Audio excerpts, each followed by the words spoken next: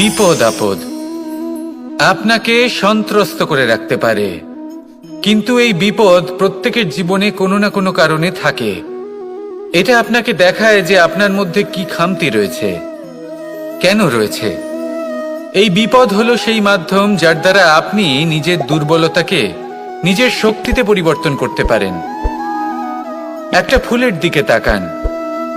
একটা ফুল তার বুকে যখন একটা সূচ বিঁধে এপার ওপার হয়ে যায়, শুধু তখনই আমাদের প্রভুর জন্য ফুলের মালা তৈরি করা যায়। সেই জন্য কখনোই বিপদকে ভয় পাবেন না, তার থেকে দূরে পালাবেন না, একে স্বাগত জানান। বোঝার চেষ্টা করুন এই বিপদ কেন আছে। যদি বিপদকে বুঝতে পারেন তবেই জীবনকে বুঝতে পারবেন। যদি জীবনকে বুঝতে পারেন তবে এই বিপদকে সম্পদে পরিণত করতে পারবেন। আসুন আর আমার সাথে ভালোবেসে বলুন, রাধা রাধা। পরিকল্পনা অত্যন্ত গুরুত্বপূর্ণ, এটা আমাদের জীবনে অত্যন্ত আবশ্যক, এটা আমাদের জীবনে। কিন্তু এই পরিকল্পনা ঠিক কতটা হওয়া উচিত, অর্থাৎ এই পরিকল্পনার সম্পর্কে কতটা চিন্তা করা উচিত, কতটা ভবিষ্যতের বিষয়ে চিন্তা করা উচিত। এবার দূরদর্শিতা অত্যন্ত বিশিষ্ট গুণ মানব জীবনে, কিন্তু দূরদর্শিতায় এতটাও মগ্ন হওয়া উচিত নয় যে কাছের জিনিসগুলোই নজরে না পড়ে। আজকের কথা বাদ দিয়ে শুধুই ভবিষ্যৎ নিয়ে চিন্তা করা অনুচিত। এবার দেখুন, পরিকল্পনা করুন কিন্তু তার থেকে বেশি উপভোগ করুন। এই মুহূর্ত সম্পর্কে অবগত নয়, কিন্তু ভবিষ্যতের কথা আমরা চিন্তা করতে থাকি। আমি এটা অনুভব করতে চাই, ওইটা অনুভব করতে চাই, ওই আনন্দ প্রাপ্ত করতে চাই। এটা অনুচিত। পরিকল্পনা করুন, সংযত করুন, কিন্তু আজকে, বর্তমানকে, এই মুহূর্তকে, জীবনের বাস্তবিক আনন্দ এটা, আর জীবনযাপনের সব থেকে শ্রেষ্ঠ পথও এটা। আসুন আমার সাথে ভালোবেসে বলুন, রাধা রাধা। মানুষ ছোট হোক বা বড়, রাজা হোক বা দরিদ্র, সমস্ত মানুষের মধ্যে একটা সামঞ্জস্য থাকে। সমস্ত মানুষের কাছে তার প্রশংসা অত্যন্ত গুরুত্বপূর্ণ। সে খুবই প্রসন্ন হয় যদি আপনি তার প্রশংসা করেন, কিন্তু আপনি যদি তাকে এটা বলেন যে এটা তোমার ভুল ছিল, তোমার কিছু খামতি ছিল, তখন সেটা সে মানতে রাজিই থাকে না। সব মানুষ এটা শুনতে পছন্দ করে যে সে যেটা করেছে সেটাই সর্বোত্তম। এবার আমি আপনাকে একটা কথা বলি, এ হলো নিন্দা, এ হলো প্রশংসা, আর এই হলো সত্য, যা সবার থেকে উচ্চস্থানীয়। সেই জন্য মানুষ আয়না দেখে। আয়না তাকে তার সৌন্দর্য দেখায় না, তাকে দেখায় যা সত্য, যাতে মানুষ আরো সুন্দর হওয়ার চেষ্টা করতে থাকে। তাই আয়না অত্যন্ত গুরুত্বপূর্ণ সত্যকে জানার জন্য। জীবনে নিন্দুকের মাহাত্ম্য প্রশংসকের মাহাত্ম্যের থেকে অনেক বেশি। কেন? কারণ তারা আপনাকে আপনার খামতি দেখায়, আপনার ভুলগুলো বুঝিয়ে দেয়, আপনাকে একটা সুযোগ দেয় নিজেকে শুধরে নিতে, নিজেকে আরো শ্রেষ্ঠ করে তুলতে, যা প্রশংসক করতে পারে না। তাই জীবনে যদি কখনো নিন্দা করা হয়, তাকে ভালোবেসে গ্রহণ করুন, ধন্যাত্মক রূপে গ্রহণ করুন। যদি নিজেকে কোনো শিক্ষা দেওয়া সম্ভব হয় তাহলে অবশ্যই দিন। দেখবেন মন প্রসন্ন হয়ে বলবে, রাধা রাধা। আকাঙ্ক্ষা কখন লোভে পরিণত হয়ে যায় তা কেউ বলতে পারে না। এবার তার পরিণাম কি হতে পারে তাও আমরা কেউ জানি না। আজ আমি আপনাকে বলছি, কোনো ব্যক্তি সব থেকে বেশি ক্ষতির সম্মুখীন তখনই হয় যখন সে এটা মনে করে যে সে সব থেকে বেশি সুরক্ষিত স্থানে রয়েছে। সে ভাবে যে সে সেখানে সুরক্ষিত রয়েছে। সে তখন অসাবধান হয়ে পড়ে, আর তখনই তাকে জীবনের সব থেকে বড় ক্ষতির সম্মুখীন হতে হয়। নিঃস্ব হয়ে যাওয়ার পরিস্থিতি কোনো মানুষের জীবনে তখনই আসে যখন তার কাছে প্রচুর সম্পত্তি থাকে এবং সে তার থেকেও অনেক বেশি সম্পত্তি অর্জন করতে চায়।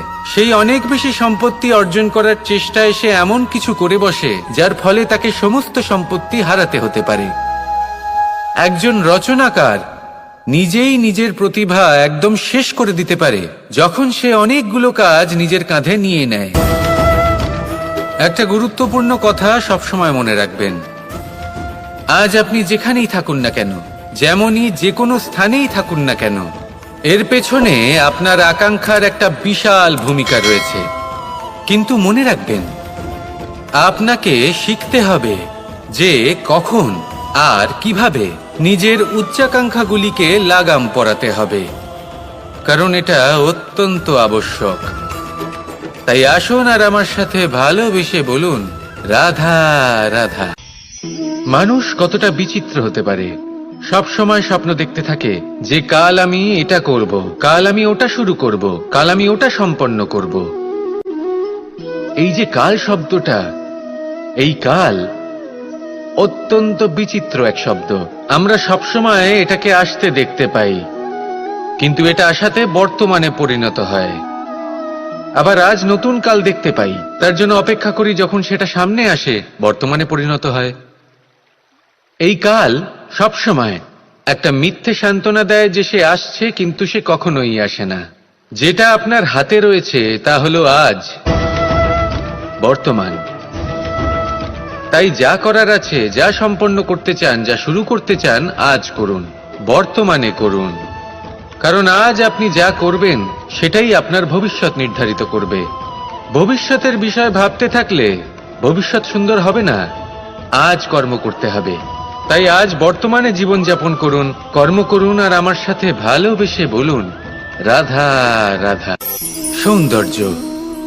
মানুষ নিজের সৌন্দর্যের বিষয়ে কতটা ভাবে, চায় যে সে সব থেকে বেশি রূপবান হবে, সব থেকে বেশি সুন্দর হবে। কিন্তু সৌন্দর্যের পরিভাষা কি তা কি সে জানে?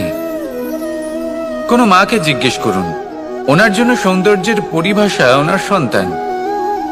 কোনো ভক্তকে জিজ্ঞেস করুন, ওনার জন্য সৌন্দর্যের পরিভাষা ওনার ভগবান। শ্রীরামকে জিজ্ঞেস করুন, ওনার জন্য সৌন্দর্যের পরিভাষা হলো হনুমান।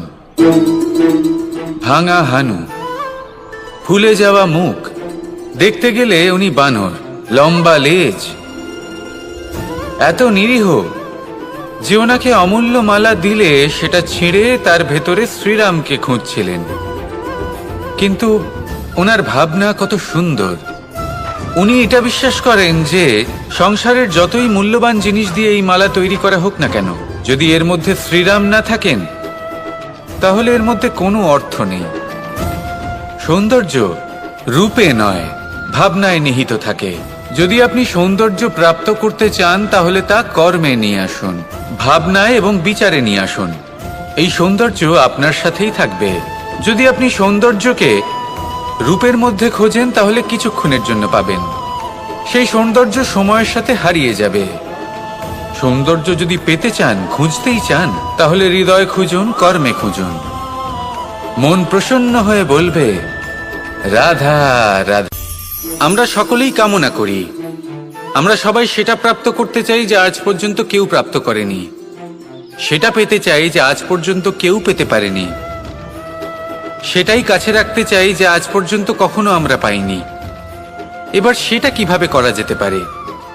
যদি আপনি সেটা প্রাপ্ত করতে চান যা আজ পর্যন্ত আপনি কখনো পাননি, তাহলে আপনাকে সেটা করে দেখাতে হবে যা আজ পর্যন্ত আপনি কখনো করেননি। সেই চেষ্টা করতে হবে যা আজ পর্যন্ত কখনো করেননি, সেই পরিশ্রম করতে হবে যা আজ পর্যন্ত কখনো করেননি। তবেই আপনি সেটা পাবেন যা আজ পর্যন্ত কখনো পাননি। কারণ যেমন বীজ বপন করবেন তেমনই অঙ্কুর আপনি লাভ করবেন। আসুন আর আমার সাথে ভালোবেসে বলুন, রাধা রাধা। মানুষের মানসিকতা এমন হয় যে সে যতটা করে আশা করে যে তার থেকে অনেক বেশি তার বদলে সে পাবে। দেখুন, সবকিছুই আপনার ভাবনা চিন্তার উপর নির্ভর করছে। আপনি যদি ফলের বিষয়ে ভেবে কর্ম করতে থাকেন তাহলে সেটা অনুচিত। জীবনের আসল আনন্দ হলো নিজের কর্ম করতে থাকা, ফলের চিন্তা করা উচিত নয়। যদি আপনি এরকম ভাবেন যে আমি এতটা করছি, আমার এতটা পাওয়া উচিত, সেই ভাবনা অনুচিত। যদি আপনি সেবার মানসিকতা নিয়ে কর্ম করতে থাকেন, কর্মচক্রে প্রবাহিত হন, যদি আপনি এমন ভাবনা রাখেন যে আমি এতটা পাচ্ছি, তাই এর থেকে অনেক বেশি আমি কর্ম করব, তাহলে নিশ্চিত রূপে আপনি যতটা করছেন তার থেকে অনেক বেশি আপনি পাবেন। আপনার আশার থেকে অনেক বেশি আপনি পাবেন। শুধু জীবনে অনেক বেশি কাজ করতে থাকুন, ফলের চিন্তা করবেন না। আর মনে রাখবেন, এই ভাবনাই সব থেকে বড় বীজ। কর্মের উপর বিশ্বাস রাখুন। জীবনে যা যা আপনি চান সবই সুখময় হবে। আসুন আর আমার সাথে ভালোবেসে বলুন, রাধা রাধা। ধন মানুষের জীবনের সব থেকে বড় প্রয়োজনীয়তা, সেই অস্ত্র যার দ্বারা মানুষের জীবনের অনেক সংকট দূর করে দেওয়া যেতে পারে, সেই মাধ্যম যার দ্বারা সংসারের সমস্ত জাগতিক সুখ স্বাচ্ছন্দ্য লাভ করা যেতে পারে। কিন্তু ধনের দ্বারা আমরা সব কিছু লাভ করতে পারি না। জাগতিক স্বাচ্ছন্দ্য আমরা লাভ করতে পারি, কিন্তু সুখ লাভ করতে পারবো না। সুখের উপকরণ আমরা লাভ করতে পারি, কিন্তু সুখের অনুভূতি লাভ করতে পারবো না। আনন্দ, সন্তোষ, প্রসন্নতা এগুলো ধন দ্বারা লাভ করা যায় না। কিন্তু হ্যাঁ, আনন্দ, সন্তোষ আর প্রসন্নতার সাথে যদি কোনো কাজ করেন তাহলে অবশ্যই ধন লাভ করবেন। তাহলে আসুন আর এই প্রসন্নতার সাথে বলুন, রাধা রাধা। মানুষের জীবনে সবসময় কিছু না কিছু ঘটে চলেছে। কখনো ভালো কিছু ঘটে, আবার কখনো দুর্ঘটনা ঘটে। এবার যখনই কোনো দুর্ঘটনা ঘটে, মানুষ ঈশ্বরের কাছে প্রার্থনা করে যে, হে ঈশ্বর, আমাকে রক্ষা করুন, এই বিপদ থেকে আমাকে উদ্ধার করুন। বা সে সেই সমস্ত দোষ চাপিয়ে দেয় নিজের প্রারব্ধ, নিজের ভাগ্যের ওপর। কিন্তু যদি আপনি গভীরভাবে ভাবেন, তাহলে প্রত্যেক দুর্ঘটনা, বাধা এবং বিপদ আপনার জীবনে শুধু একটাই উদ্দেশ্য নিয়ে আসে, আপনাকে আরো যোগ্য করে তোলার জন্য। যদি আপনাদের একটা উদাহরণ দিই, বর্ষার ঋতুতে যখন প্রচন্ড মাত্রায় বৃষ্টি পড়ে, ছাদ থেকে জল পড়তে থাকে, তখন আপনি নিশ্চিত করে নেন, স্থির করে নেন যে এবার আমি এই ছাদকে নতুন করে বানিয়ে তুলব, আরো শক্তিশালী বানিয়ে তুলব, আরো দৃঢ় বানাবো। আপনার জীবনে যখন কোনো অসুখ করে, তারপর আপনি জীবনে আরো সাবধানী হয়ে যান, আরো সতর্ক হয়ে যান, স্থির করে নেন যে এটা যেন দ্বিতীয়বার না হয়, ঠিক কিনা? এই বিপদ, এই দুর্ঘটনা, এই সংকট, এগুলো জীবনে আসবে আপনাকে আরো শ্রেষ্ঠ করে তোলার জন্য। এবার এটা আপনার ওপর। আপনি একে ভাগ্যের পরিহাস বলে মনে করবেন, নাকি ঈশ্বরের সংকেত মনে করবেন, যিনি আপনাকে আরো শ্রেষ্ঠ করে তুলতে চান? সিদ্ধান্ত আপনারই। আসুন আর আমার সাথে ভালোবেসে বলুন, রাধা রাধা। সংসারে দুই ধরনের পথ হয়, উচিত পথ আর অনুচিত পথ। একটা শুভর দিকে নিয়ে যায় আর একটা অশুভর দিকে নিয়ে যায়। অনেক সময় অজ্ঞানতাবশত জীবনে আমরা সেই পথ নির্বাচন করে নিই যা আসলে অনুচিত। তারপর নিজেকে আশ্বস্তও করে ফেলি যে এই পথেই চলতে হবে, এখান থেকে ফেরার পথ নেই। কিন্তু যদি সত্যি বলি, তাহলে এটা শুধুই আপনার ভ্রম।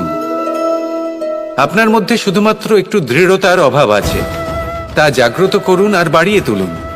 আপনি দেখবেন এই সংসারে এমন কোনো পথ নেই যেখান থেকে ফিরে আসা সম্ভব নয়। এমন কোনো মানসিকতা নেই যা বদলানো সম্ভব নয়।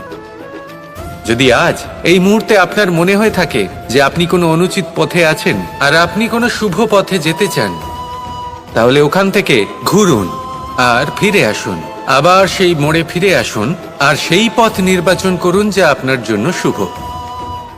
একটু সময় অবশ্যই লাগবে, কিন্তু নিশ্চিত রূপে আপনার উদ্দেশ্য এবং আপনার গন্তব্য এই দুই অনেক শ্রেষ্ঠ হয়ে উঠবে। তাহলে আসুন আর আমার সাথে ভালোবেসে বলুন, রাধা রাধা। কোনো গাছের গায়ে লেগে থাকা ফলকে দেখুন, সে কতটা সুখী অনুভব করে, কতটা সুরক্ষিত অনুভব করে। তার যে খাবারের প্রয়োজন পড়ে তা সে গাছের শিকড় থেকে পেয়ে যায়। গাছের শাখা, ডাল তাকে সাহায্য করে থাকে, পাতা তাকে আশ্রয় দেয়, ওকে ছায়া প্রদান করে। কিন্তু সেই ফল যদি ওখানেই থাকে, তাহলে কি হবে? উচিত হবে না। ওই ফলকে ছেড়ে পড়ে যেতে হবে, মাটিতে পড়তে হবে, সেটা ফেটে যেতে হবে, নিজের বীজকে মাটির নিচের অন্ধকারে পৌঁছে দিতে হবে। তারপর সে রূপ পাল্টাবে আর এক অঙ্কুরে রূপান্তরিত হবে। অঙ্কুর যা বৃক্ষে রূপান্তরিত হবে, বৃক্ষ, যা অনেক ফলকে জন্ম দেবে। সেইভাবেই আপনি জীবনে যদি মহান কিছু করতে চান, শ্রেষ্ঠ কোনো কাজ করতে চান, তাহলে আপনাকে সুরক্ষা ক্ষেত্র থেকে বেরিয়ে আসতেই হবে আর কর্ম করতে হবে। দেখুন, সোনাকেও কুন্দন হবার জন্য তপ্ত হতে হয়। আপনাকেও মহান হবার জন্য কর্ম তো করতেই হবে। তাই কর্ম করুন, মহান হয়ে উঠুন, আর আমার সাথে ভালোবেসে বলুন, রাধা রাধা। কখনো কোনো চাতক পাখিকে দেখেছেন? কথায় আছে যে বছরে মাত্র একবার সে তার তৃষ্ণা মিটিয়ে থাকে, আর তাও আকাশে ভেসে থাকা মেঘের দ্বারা ঘটানো বৃষ্টির জলের ফোঁটা থেকে। আর কোথাও থেকে সে তার তৃষ্ণা পূরণ করে না। সারা বছর সে নিদারুণ গরম সহ্য করে, তীব্র শীতও সহ্য করে, শুধু এই আশা নিয়ে যে বছরে একবার অন্তত সেই মেঘের ঘন ঘটা হবে, বৃষ্টি হবে, আর সে তার তৃষ্ণা নিবারণ করবে। এটা আসলে কি? এটা আসলে বিশ্বাস। সেই বিশ্বাস যে বছরে একবার সেই মেঘ আসবে তৃষ্ণা নিবারণ করতে। যেমন দেখুন, একটা সূর্যমুখী ফুল সারা রাত অন্ধকারের সাথে যুদ্ধ করে, কারণ তার বিশ্বাস যে ভোরবেলায় সূর্য তাকে অবশ্যই দর্শন দেবেন। সেটাও বিশ্বাস ছিল যার উপর ভরসা করে মনু একটা নৌকা নিয়ে বেরিয়ে পড়েছিলেন এবং সমস্ত সৃষ্টিকে প্রলয়ের হাত থেকে বাঁচিয়েছিলেন।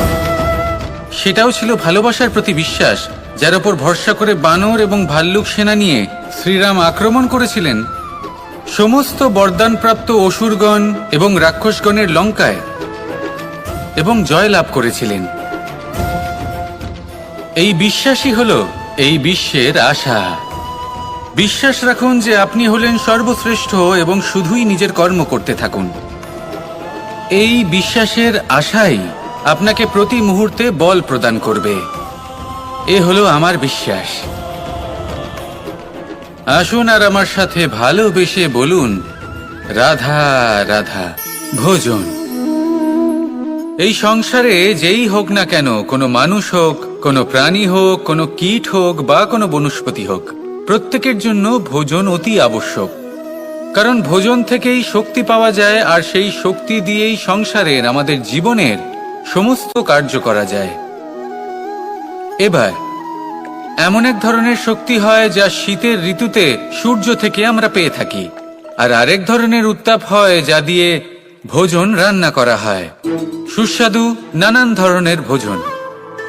এবার অত্যন্ত গুরুত্বপূর্ণ হলো যে ব্যক্তি সেই ভোজন বানাচ্ছেন তার মানসিক পরিস্থিতি এবং সেই ব্যক্তি যিনি ভোজন গ্রহণ করছেন তার মানসিক অবস্থা।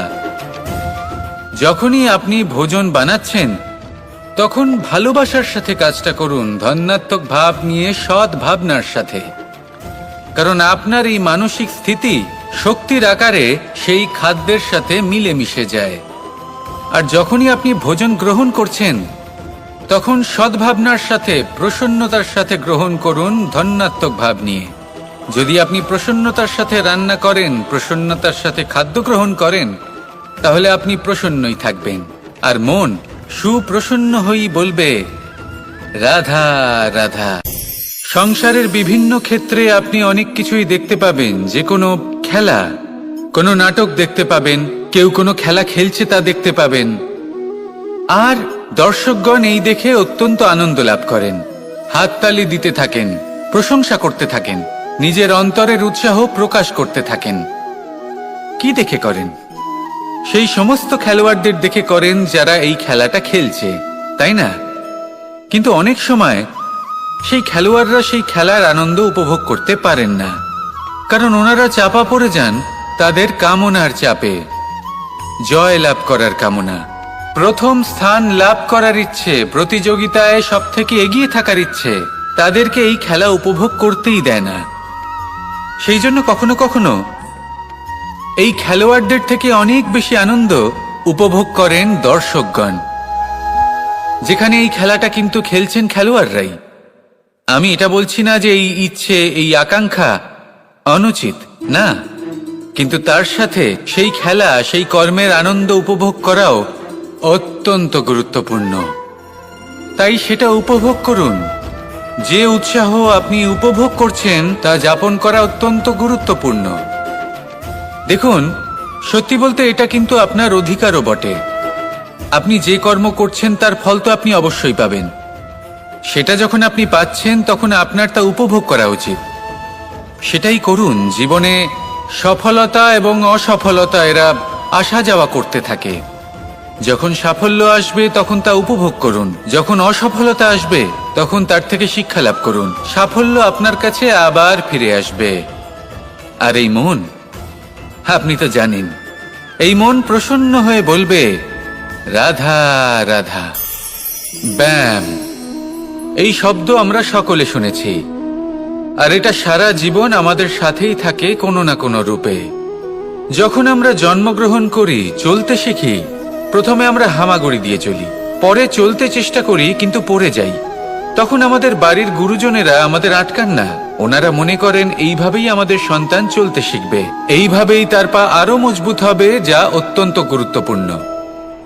এইবার জীবনকালে যতই আমরা এগোতে থাকি, এই ব্যায়াম বিভিন্ন রূপে আমাদের সাথেই থাকে। কিন্তু আপনি কি জানেন যে এই ব্যায়ামের তাৎপর্য আসলে কি? আপনি কি জানেন এই ব্যায়ামের মর্ম আসলে কি? যখনই আমরা এই ব্যায়াম করি, আমাদের শরীরের মাংসপেশি ক্ষয় হয়। প্রথমে তা ক্ষয় হয়, তারপর আবার তা নির্মিত হয়।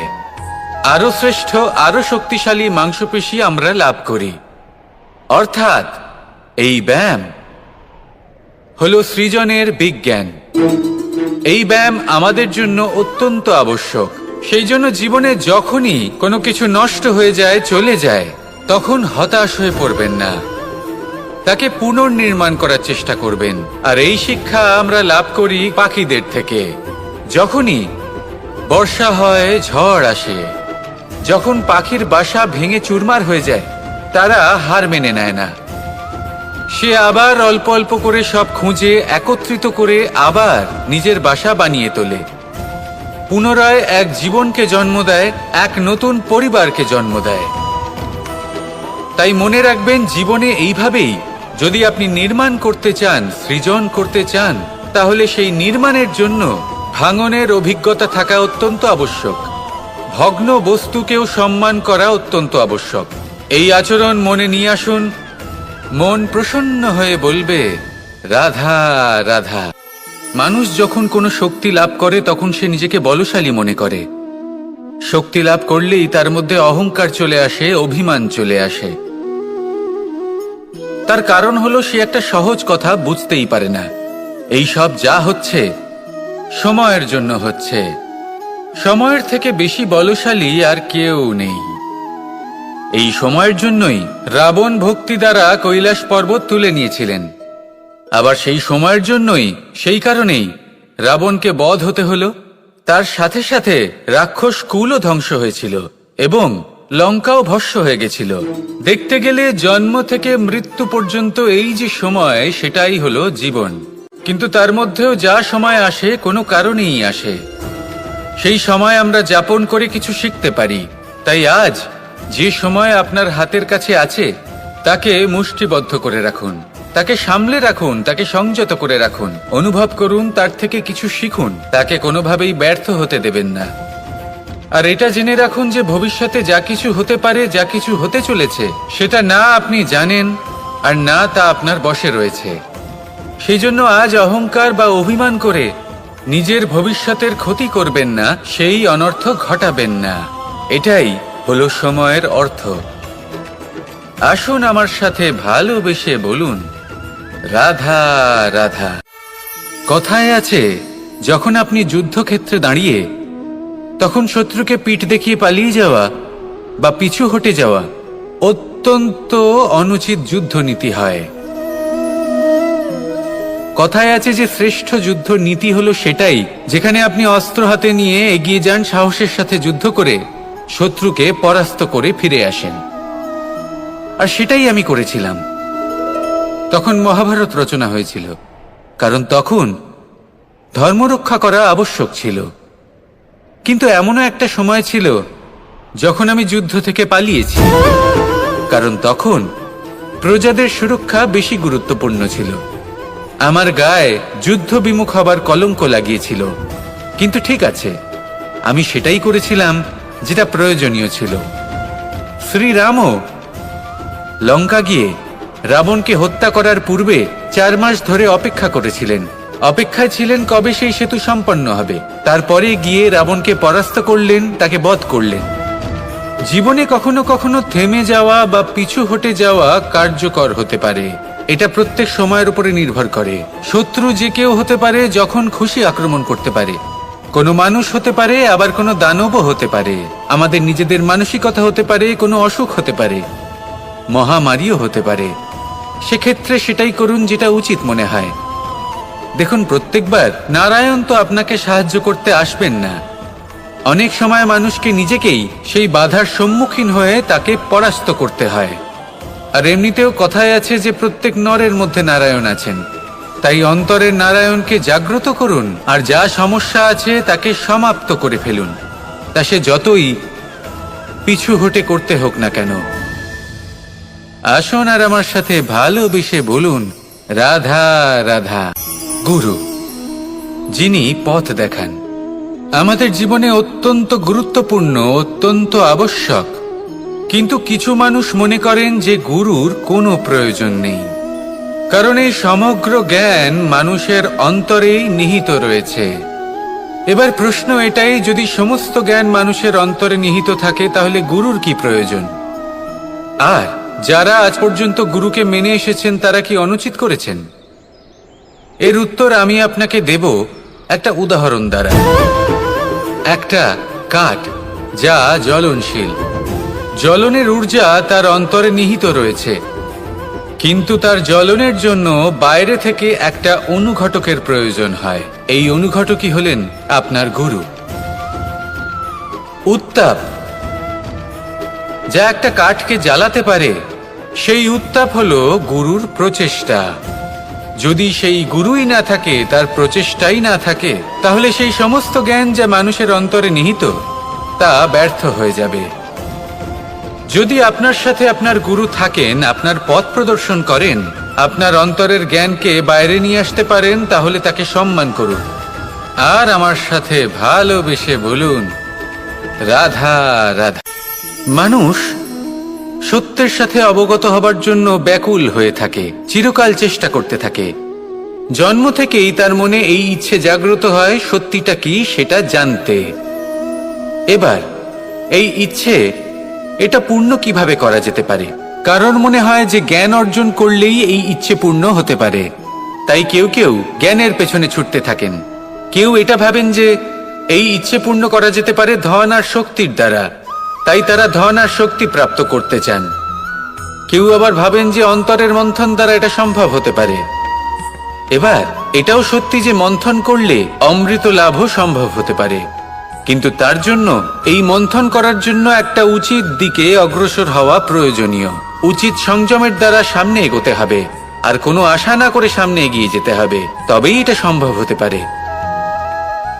একটা বাদ্যযন্ত্রের কথা ভেবে দেখা যাক। তার থেকে সুর তখনই নির্গত হয় যখন তার তারগুলি ঠিক করে বাঁধা হয়।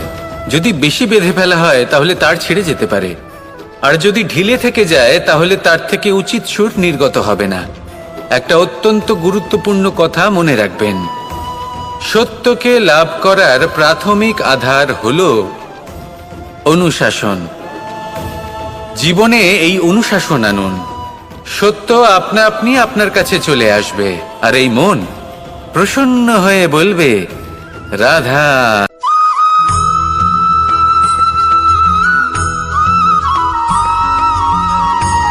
মানুষ জন্মগ্রহণ করেন, বড় হতে থাকেন, পুরুষার্থ লাভ করেন, অর্জন করেন। অর্জন করা আসলে কি? বেশিরভাগ মানুষ বলেন অর্জন করা অর্থাৎ ধন সম্পত্তি অর্জন করা। আর কি অর্জন করা যায়? আর কি লাভ করা যায়? আসল প্রশ্ন হলো এটাই যে কি এমন আছে যা বাস্তব রূপে অর্জন করার যোগ্য। তা হলো ব্যবহার, জ্ঞান এবং সন্তোষ। কেন? কারণ আপনি যখন এই সংসার ছেড়ে চলে যাবেন, তখন আপনার ধন সম্পত্তি আপনাকে বিদায় জানাতে আসবে না। আপনাকে বিদায় জানাতে আসবে আপনার আপনজন, যাদের সাথে আপনার সুসম্পর্ক ছিল। সমগ্র সংসারে সহস্র মানুষ ধন অর্জন করে থাকেন। শ্রেষ্ঠ মানুষ হলেন তিনি, যিনি ব্যবহার, জ্ঞান এবং সন্তোষ অর্জন করে থাকেন, একে সকলের মধ্যে বিতরণ করেন। তাই এটাই করুন, আর আমার সাথে ভালোবেসে বলুন, রাধা রাধা। এই সংসারের আরম্ভ থেকে এখনো পর্যন্ত এবং ভবিষ্যতেও একটা যুদ্ধ আছে, যা হয়ে চলেছে, চলতেই থাকবে। পাপ এবং পুণ্যের মধ্যে যুদ্ধ, সত্য এবং অসত্যের মধ্যে যুদ্ধ। এই যুদ্ধ চলেই আসছে, আর এই যুদ্ধে যারা লড়েন তাদের আমরা সবসময় জয় জয়কার করি। আর যারা এই জয় জয়কার করেন তাদের প্রত্যেকের একটা বিশেষ গুরুত্ব থাকে। যখনই কোনো যোদ্ধা যুদ্ধক্ষেত্রে ক্লান্ত হয়ে পড়ে, শক্তিহীন হয়ে পড়ে, তখন এরা জয় জয়কার করে, শঙ্খ বাজাতে থাকে, সেই যোদ্ধাকে অনুপ্রেরিত করে, শক্তি এবং সাহসে ভরিয়ে তোলে। আর তখন সেই যোদ্ধা সেই যুদ্ধকে এগিয়ে নিয়ে যেতে পারে।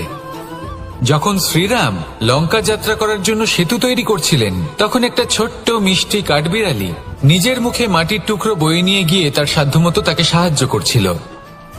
শ্রীরাম দেখলেন এবং বললেন যে ও তো সবার মনোবল বৃদ্ধি করছে, সবাইকে প্রেরিত করছে। ও বলল যে আমি এত ছোট হয়েও যদি এই কাজ করতে পারি, তাহলে আপনারা সবাই কেন পারবেন না? এটাই হলো সেই সকলের মাহাত্ম্য, যারা জয় জয়কার করেন, অনুপ্রেরিত করেন, সাহস যোগান। ওনারা সেই ব্যক্তি যারা একজন যোদ্ধার মধ্যে যুদ্ধকে জয় করার শক্তি প্রদান করেন। আসুন আমার সাথে ভালোবেসে বলুন, রাধা রাধা। সংসারে আমাদের জীবনে যখন কোনো সুখ বা দুঃখ আসে, তার জন্য আমরা কাউকে না কাউকে অবশ্যই দায়ী করে থাকি, তাই না? এই ব্যক্তি আমাদের সাথে এরকম কাজ করেছেন, তাই আমার সাথে এমন হলো। ওই ব্যক্তি যদি এমনটা না করতেন, তাহলে আজ আমি ওই স্থানে পৌঁছতে পারতাম। সবই আপনার দৃষ্টিভঙ্গির ওপর নির্ভরশীল, আর যদি আপনার দৃষ্টিভঙ্গি এমন হয়, তাহলে তা অনুচিত। সত্যি কথা বলতে, এই সংসারে ভিন্ন ভিন্ন ধরনের মানুষ আছে। এটা আপনার ওপর নির্ভর করছে কিভাবে তাদের স্বাগত জানাবেন। একবার ভাবুন, আমি আমার দুটো হাত সামনে নিয়ে এলাম, দুটো মুঠো খুলে দিলাম। দুই প্রকারের মানুষ আসবেন, কিছু না কিছু দিয়ে যাবেন। এই মুঠো যদি আমি বন্ধ করে দিই, তাহলে না কেউ আমাকে কিছু দিতে পারবে, না আমার কিছু যাবে আসবে। নিশ্চয়ই বুঝতে পারছেন এই দুই ধরনের ব্যক্তি কারা এবং তারা কি দিয়ে যান। আমি যদি নিজের মুঠো খুলে দিই, তাহলে কিছু ভালো মানুষ আসবেন, আমাকে আনন্দ, সন্তুষ্টি, জ্ঞান প্রদান করে যাবেন, ভালো অভিজ্ঞতা দিয়ে যাবেন। কোনো খারাপ ব্যক্তি যদি আসেন, তাহলে তিনিও খারাপ অভিজ্ঞতা দেবেন, যার থেকে আমি শিক্ষা লাভ করব। এই সব কিছু আমি লাভ করতে পারি। মুঠো যদি বন্ধ করে রাখি, তাহলে আমি কিছুই পাবো না। দেখুন, এই সংসারে প্রত্যেকের জীবনে এইরকম। প্রত্যেকের জীবনে সবকিছুই আছে, ভালো খারাপ দুই মানুষই আছে, ভালো অভিজ্ঞতা আছে, খারাপ অভিজ্ঞতা আছে। নির্ভর করছে আপনার উপর যে আপনি কি করবেন, এনাদের স্বাগত কিভাবে জানাবেন, কার থেকে কি বুঝবেন, কি শিখতে পারবেন, আর কোন দৃষ্টিভঙ্গি নিয়ে অগ্রসর হবেন।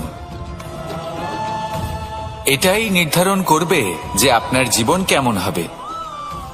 আসুন আমার সাথে ভালোবেসে বলুন, রাধা রাধা।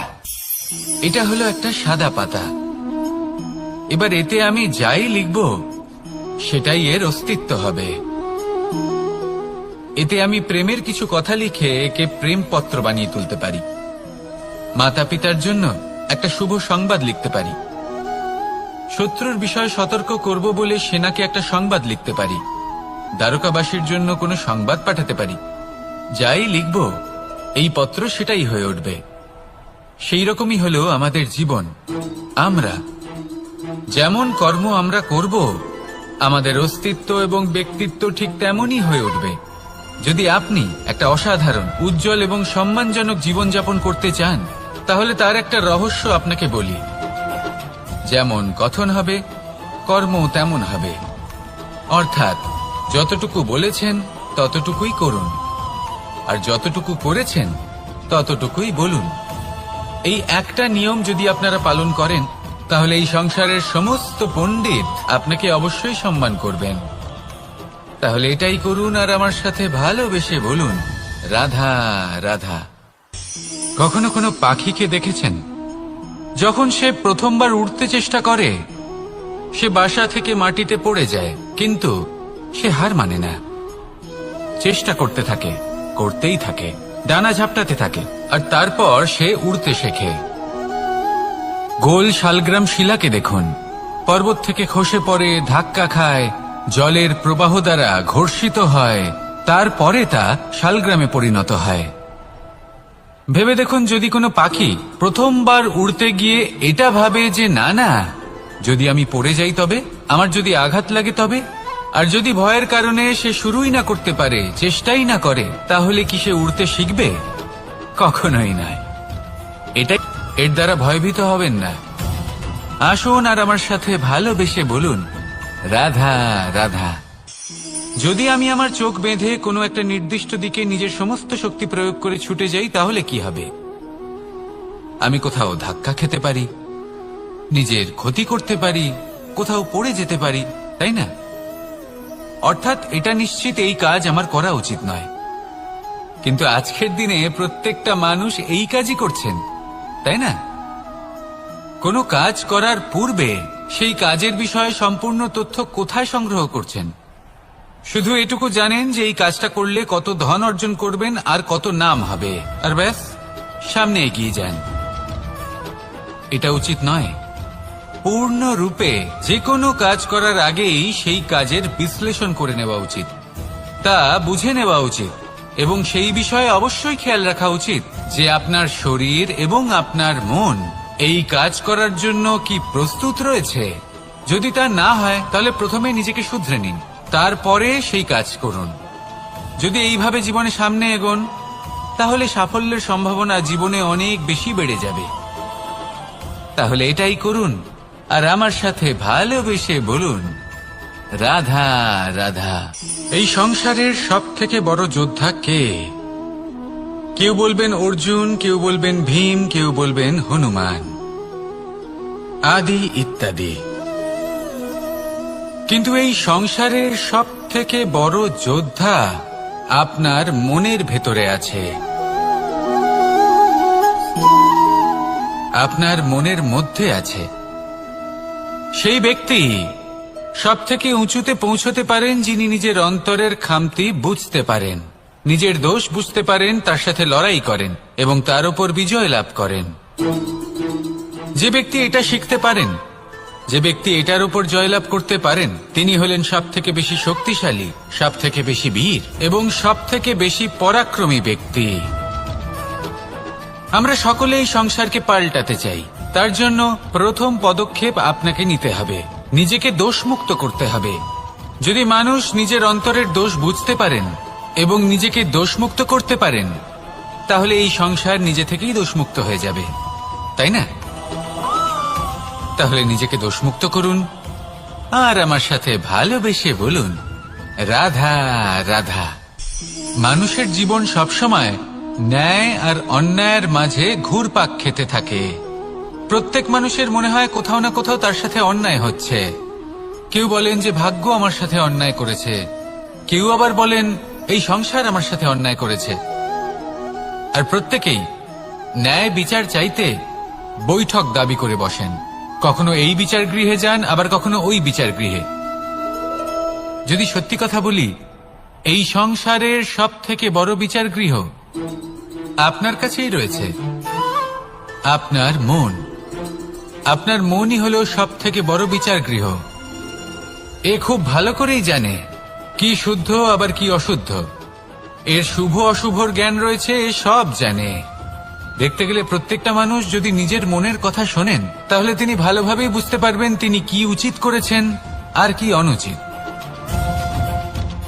দিনে একবার রাত্রের নিদ্রায় যাওয়ার পূর্বে নিজের সাথে বসুন, চোখ বন্ধ করুন আর বিচার করুন আজ আপনি কি উচিত করেছেন আর কি অনুচিত। আপনার মন সঠিক বিচার তখনই করে দেবে। আসুন আমার সাথে ভালোবেসে বলুন, রাধা রাধা। আপনি কখনো কোনো পাথরের বুক চিরে বয়ে চলা কোনো নদী দেখেছেন? পাথর নদীর সামনে নত হয়ে যায়, তাকে বাধা দিতে চেষ্টা করে কিন্তু কখনো বাধা দিতে পারে না। এই নদী হলো ততটাই শক্তিশালী, কিন্তু এর আরম্ভ কোথা থেকে হয়? দূরে কোথাও কোনো পর্বতের চূড়াতে এক বিন্দু জল ঝরে পড়ে আর তার সাথে হিম গলিয়ে দেয়। তারপর জলের শক্তি বৃদ্ধি পায়, তারপর অনেক বিপদের সম্মুখীন হয় আর অনেক ধরনের বাধা সে অতিক্রম করে। তার শক্তির এতটাই বৃদ্ধি হয় যে তাকে বাধা দেওয়া একেবারেই অসম্ভব ব্যাপার হয়ে যায়। দেখুন, নদী তো মহান বটেই, কিন্তু তাকে মহান করে তুলেছে কে? সেই সকল বিপদ যার থেকে ও কখনো পালায়নি। সেইভাবেই আমাদেরও বিপদ থেকে পালিয়ে গেলে হবে না, তার সম্মুখীন হতে হবে সাহসের সাথে, পূর্ণ শক্তি প্রয়োগ করে। তবেই আমরা শিখতে পারবো, তবেই আমরা সামনে এগোতে পারবো। যদি আপনি জীবনে কুন্দন হয়ে উঠতে চান, তাহলে জ্বলন সহ্য করতেই হবে। আসুন আমার সাথে ভালোবেসে বলুন, রাধা রাধা। এ হলো গোলাপ ফুল। একে আমরা সকলেই চিনি। সমগ্র সংসার ভালোবাসে এই পুষ্পকে। এই ফুল দেখতেও সুন্দর। সবথেকে বেশি গুরুত্বপূর্ণ কথা হলো এর সুগন্ধ, যা দূর দূরান্ত থেকে ব্যক্তিদেরকে আকৃষ্ট করে। এই সুন্দর পুষ্প একটু মন দিয়ে দেখলেই দেখা যায় এর নিচে কাঁটা রয়েছে। এই সংসার বলে, এ প্রকৃতির কেমন রচনা, এত কোমল পুষ্প, এটা কি তীক্ষ্ণ কাঁটা সহ প্রস্ফুটিত হয়? এটাই হলো জীবনের সত্য। আমাদের অন্তরের সদ্গুণ, সেগুলিও এই ফুলের মতোই সুন্দর। সংসার এর সৌন্দর্য দেখতে পায়, এর সুগন্ধ চতুর্দিকে ছড়িয়ে পড়ে। কিন্তু এই সদ্গুণ জাগ্রত করে তোলার জন্য কঠোর পরিশ্রম করতে হয়, প্রতিনিয়ত চেষ্টা করে যেতে হয়। তাই জন্য যদি আপনি জানেন আপনার পথ উচিত কিন্তু তা কাঁটায় পরিপূর্ণ, তাহলে থামবেন না, চলতে থাকুন। একবার যদি অন্তরের সদ্গুণ জাগ্রত হয়, তাহলে এই সংসার এর সৌন্দর্য দেখবে আর সুগন্ধে আকর্ষিত হয়ে আপনার কাছে আসবে। এই মন, এই জীবন প্রসন্ন হয়ে বলবে, রাধা রাধা। মোহনের বাঁশির এই সুর, এই সঙ্গীত কার না পছন্দ হয়? সবারই খুব ভালো লাগে। এবার এই সুর আসে কোথা থেকে? কেউ বলবেন কৃষ্ণের হৃদয় থেকে।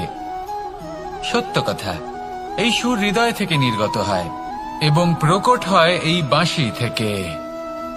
এই বাঁশিটাকে দেখুন, এই ছিদ্রগুলি দেখুন, প্রত্যেকটা সুর থেকে নিজস্ব একটা স্বর নির্গত হয়।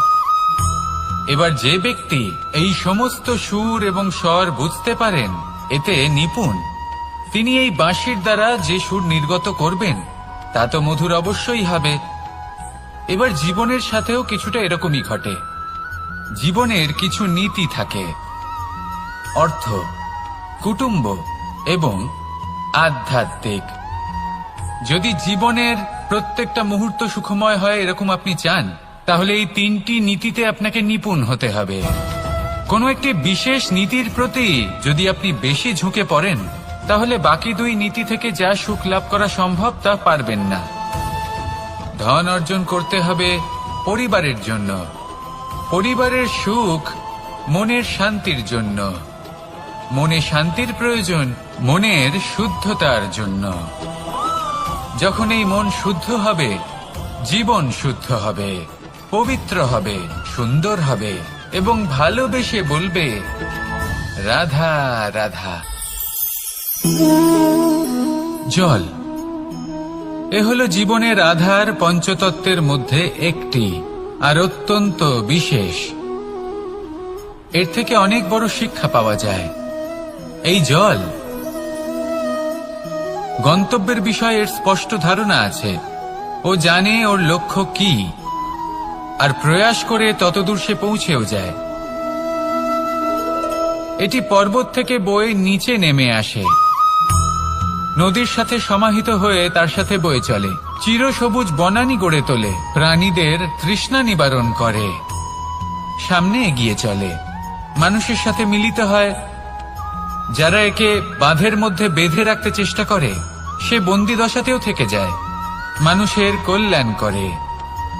তারপর বাঁধ থেকে মুক্তি পেয়ে এগিয়ে চলে, কোথাও ধাক্কা খায়, কোথাও বাধা পড়ে, কোথাও যদি পথ খুঁজে না পায় তাহলে পথ খুঁজেই নেয়, আর যেখানে পথ থাকে না সেখানে পথ বানিয়ে নেয়, আর শেষ পর্যন্ত নিজের লক্ষ্যে পৌঁছেই যায়, অর্থাৎ সমুদ্রে গিয়ে সমাহিত হয়ে যায়।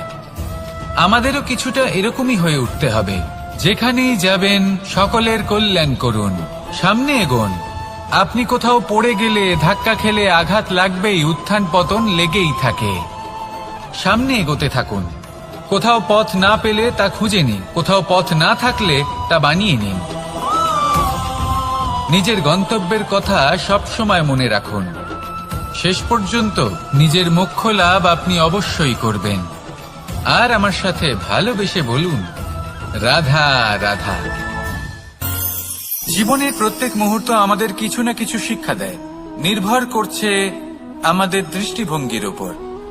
যেমন নদী হলো আমার অত্যন্ত প্রিয়, নদীতে ভ্রমণ করতে আমার খুব ভালো লাগে। কি বলেন? নদীতে সবসময় নতুন কিছু থাকে, ও পুরনো কিছুই নিয়ে বসে থাকে না, সব সময় প্রবাহমান, কখনো থামে না। ততক্ষণ থামে না যতক্ষণ না সাগরে গিয়ে সমাহিত হচ্ছে। ঠিক এইভাবেই আমাদেরও উচিত নিজের জীবন অতিবাহিত করা, নদীর মতো। প্রত্যেক মুহূর্ত নতুন, তাই সেইভাবেই জীবন যাপন করুন। পুরনো কিছুই একত্রিত করে রাখবেন না, বিগত স্মৃতির মাঝে নিজেকে হারিয়ে ফেলবেন না। এই যে বর্তমান, এই যে মুহূর্ত, সেটাই হলো সর্বশ্রেষ্ঠ। এর মাঝেই জীবন যাপন করুন, নদীর মতো প্রবাহমান হতে শিখুন। আপনি শিখে গেলে তাহলে মনে রাখবেন, আমার আপনার মাঝে বিচরণ করতে বড়ই ভালো লাগবে। যে ব্যক্তি আনন্দের সাথে জীবনের প্রত্যেকটা মুহূর্ত অতিবাহিত করে কোনো চিন্তা ছাড়াই, প্রবাহমান হয়, কখনোই থামে না, যতক্ষণ না মুক্তি লাভ করছেন, এমন ব্যক্তির মধ্যেই রাধাকৃষ্ণ বসবাস করেন। তাহলে আসুন আমার সাথে ভালোবেসে বলুন, রাধা। সব থেকে গুরুত্বপূর্ণ তত্ত্ব কোনটা? প্রথম হলো সময়। জন্ম থেকে মৃত্যু পর্যন্ত এই যে সময়, এটাই তো হলো জীবন। দ্বিতীয় হলো জীবন, যাতে আমরা সময়ের সদ্ব্যবহার করি, শ্রেষ্ঠ থেকে শ্রেষ্ঠতর কাজ করার চেষ্টা করি। বহু বছরের এই পরম্পরা, এই সংস্কৃতিকে এগিয়ে নিয়ে যাওয়ার চেষ্টা করি। এই সংসারে আমরা অংশগ্রহণ করতে চেষ্টা করি। তৃতীয় হলো ধন, সেই ধন যা প্রত্যেক ব্যক্তি অর্জন করতে চেষ্টা করেন। এবার এই তিনটি তত্ত্বের মধ্যে একটা সামঞ্জস্য আছে, সমান ব্যাপার আছে। সে ধনই হোক বা সময় হোক বা হোক জীবন। আর সেই সমান ব্যাপার হলো যে যদি আপনি এটা গণনা করতে থাকেন তাহলে তা কমতে থাকে, যদি আপনি এটা ব্যবহার করেন তাহলে তা বাড়তে থাকে। একে সংগঠিত করে রাখতে চেষ্টা করলে এ হাত থেকে ফসকে যায়, কিন্তু যদি আপনি একে সামলে রাখতে শিখে যান তাহলে এমন কাজ করবেন যাতে সংসারের সাথে সাথে পরবর্তী প্রজন্ম লাভবান হবে। যদি কিছু শিখতে চান তাহলে সামলাতে শিখুন, গণনা করা বা সংগঠিত করা নয়। আসুন আর আমার সাথে ভালোবেসে বলুন, রাধা রাধা। এই জীবনে আমাদের দুজন সঙ্গী, এক হলো অন্ধকার আর এক হলো প্রকাশ। এবার যখন এই অন্ধকারে আমরা প্রদীপ জ্বালাই, সেই প্রকাশের জন্য অন্ধকার আমাদের উপর রুষ্ট হয়ে চলে যায়। এবার যদি অন্ধকারকে খুশি করতে যাও তাহলে প্রকাশ আমাদের উপর রুষ্ট হয়ে চলে যায়। এ হলো ঠিক সেই পরিস্থিতি যে আমাদের দুই বন্ধু, তাদের মধ্যে সদ্ভাব নেই। যদি কোনো একজনের মান ভাঙাতে বা খুশি করতে যাও তাহলে দ্বিতীয়জন অবশ্যই রুষ্ট হয়। সেই অবস্থায় আপনাকে বোঝদারের মতো কাজ করতে হবে, যে কখন কাকে সমর্থন করতে হবে, কখন কার সাথে চলতে হবে। যদি পারেন তাহলে সকলকে একসাথে নিয়ে চলবেন। যদি কোনো মানুষের মধ্যে বনিবনা না হয়, তাহলে তাদের মধ্যে সামঞ্জস্য বজায় রেখে সংসারের রীতিনীতির চক্র চালিত করা, এটাই তো হলো মনুষ্য জীবন। এবার এটা কিভাবে করা সম্ভব? শুধুমাত্র প্রেমের দ্বারা। তাহলে এইভাবেই সবাইকে প্রেমের দ্বারা বেঁধে রাখুন, আর আমার সাথে ভালোবেসে বলুন, রাধা রাধা। কিছু মানুষ বড়ই বিচিত্র হন, এমন ভাবে জীবনযাপন করেন যেন তাদের কোনোদিন মৃত্যুই হবে না। নিজেদের অহংকারের বশে একটা কথা ভুলে যান, যে যতই তারা নিঃশ্বাস নিচ্ছেন, যতই তারা জীবনযাপন করছেন, ততই তারা মৃত্যুর দিকে এগিয়ে চলেছেন।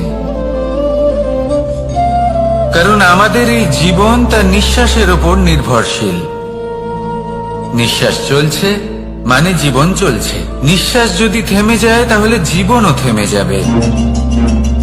আমাদের জীবনের প্রদীপ যে কোনো মুহূর্তে নিভে যেতে পারে, আর কত সময় বাকি রয়েছে সেই বিষয়ে আমাদের কোনো ধারণাই নেই। তাই যে মুহূর্ত আমরা এখন যাপন করছি সেটার সদ্ব্যবহার করে নেওয়া যাক, কোনো শুভ কর্ম করে নেওয়া যাক, এমন কোনো কর্ম যার দ্বারা আমাদের ব্যক্তিত্বতে এমন এক চমক আসে যে আমাদের মৃত্যুর পরেও এই সংসার আমাদের চিরস্মরণীয় করে। কারণ একটা কথা ঠিক, মৃত্যু হলো একটা অটল সত্য, তাকে মেনে নিতেই হবে, স্মরণীয় করে রাখতেই হবে। যে সময় আছে তার সদ্ব্যবহার করুন, আর আমার সাথে ভালোবেসে বলুন, রাধা রাধা। এই সংসারের সব থেকে বড় সুখ কি? কেউ বলবেন নিজের লক্ষ্য প্রাপ্ত করা, কেউ বলবেন ধন উপার্জন করা, কেউ বলবেন নিদ্রাই সব থেকে বড় সুখ, কেউ বলবেন রাজ্য লাভ করা, আবার কেউ বলবেন মাতার হাত থেকে খাবার খাওয়া, আদি ইত্যাদি। কিন্তু যদি সত্যি কথা বলি, এই সংসারের সব থেকে বড় সুখ হলো সেবা করা। কখনো কাউকে সেবা করে দেখুন। এই সেবা দ্বারা অন্য কোনো মানুষের আশীর্বাদ লাভ করাতেই সুখ রয়েছে। আপনার সেবা ভাব দ্বারা যখন কোনো মানুষ নিজের অন্তরাত্মা থেকে আপনাকে আশীর্বাদ করে, তার থেকে বড় সুখ আর কিছুই নেই। কারণ প্রত্যেক মানুষের মধ্যে ঈশ্বর বাস করেন। নরের সেবাই হলো নারায়ণের সেবা। নিষ্কাম সেবা করাই হলো সব থেকে বড় সুখ। তাই নিজের অন্তরে সেবার এই ভাব জাগ্রত করুন। যে সুখের কথা আমি বলছি সেই সুখ অনুভব করেই দেখুন। এই মন সুপ্রসন্ন হয়ে বলবে, রাধা রাধা। মানুষের এই জীবন, মানুষ জন্ম নেয়, একটা নির্দিষ্ট সময়ের পরে এই সংসার ত্যাগ করে চলেও যায়। এবার শুধু এটাই আবশ্যক নয় যে এই জীবনকালকে আপনি যাপন করবেন, শুধু এটাই গুরুত্বপূর্ণ নয়। আবশ্যক এবং গুরুত্বপূর্ণ হলো এটা যে এই জীবনকালে আপনি এমন কিছু করেন যাতে এই সংসারের মঙ্গল হয়, যাতে এই সংসার আপনাকে মনে রাখে, আপনার থেকে প্রেরিত হয়, আপনার মতো হতে চায়। প্রত্যেক বছর আপনার জন্মতিথির অপেক্ষা করে, এমন ভাবে আপনার জন্মদিন পালন করে যাতে সেটা মহোৎসবের আকার ধারণ করে। এবার এই জন্মদিন এমনি এমনি মহোৎসবে পরিণত হয় না। তখন হয় না যখন কোনো ব্যক্তি রাজার রূপে বা কোনো গোয়ালার রূপে জন্মগ্রহণ করে। তখন পরিণত হয় যখন একজন মানুষ জন্মগ্রহণের পরে এই সংসারকে কোনো শিক্ষা দিয়ে যান।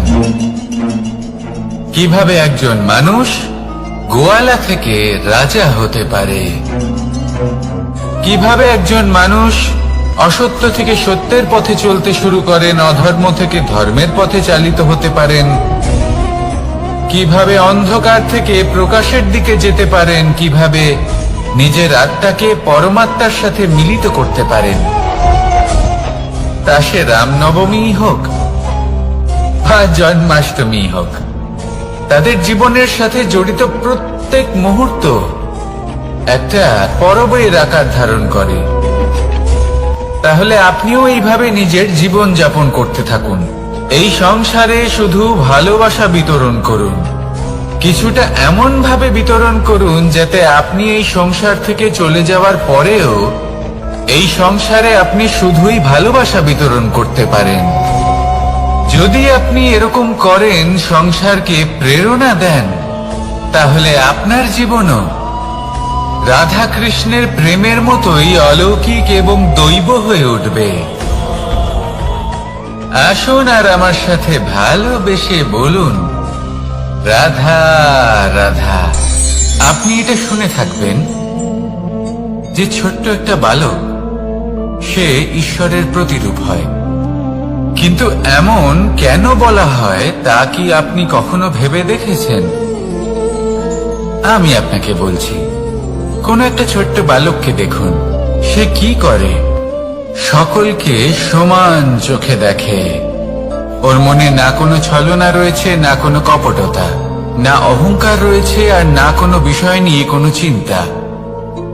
সকলকে সে সমান চোখে দেখে আর নিজের মধ্যেই প্রসন্ন থাকে, সকল বিকার থেকে মুক্ত। এগুলোই তো সেই গুণ সেই বালকের মধ্যে, যা হলো ঈশ্বর স্বরূপ।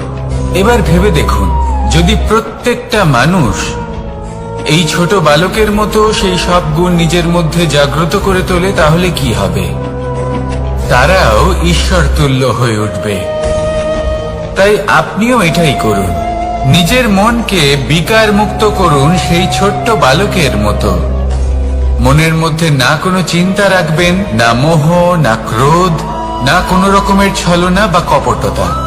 সবাইকে সমান চোখে দেখুন আর নিজের মনেই প্রসন্ন থাকতে শিখুন। এই মন প্রেমময় হয়ে বলবে, রাধা রাধা। মানুষের জীবন বড়ই বিচিত্র হয়। যেই মুহূর্তে জন্ম নেয়, একটা প্রতিস্পর্ধায় প্রবেশ করতে থাকে। মানুষ জন্ম নেয় আর প্রতিস্পর্ধা শুরু হয়ে যায় ভাই এবং বোনের মধ্যে সর্বশ্রেষ্ঠ হবার, সবার থেকে এগিয়ে থাকার। তারপরে সে যায় গুরুকুলে, নিজের বন্ধুদের মধ্যে সর্বশ্রেষ্ঠ হওয়ার প্রতিস্পর্ধা শুরু হয়। এবার সেখান থেকে বাইরে বেরিয়ে সংসার জীবনে প্রবেশ করে ধন উপার্জনের প্রতিস্পর্ধা শুরু হয়। তা সে যুদ্ধই হোক বা কলা হোক, এই প্রতিস্পর্ধা কখনোই আমাদের পিছু ছাড়ে না। তাই যদি প্রতিস্পর্ধা করতেই হয়, তাহলে আমরা মানুষকে সাহায্য করার প্রতিস্পর্ধা কেন করব না?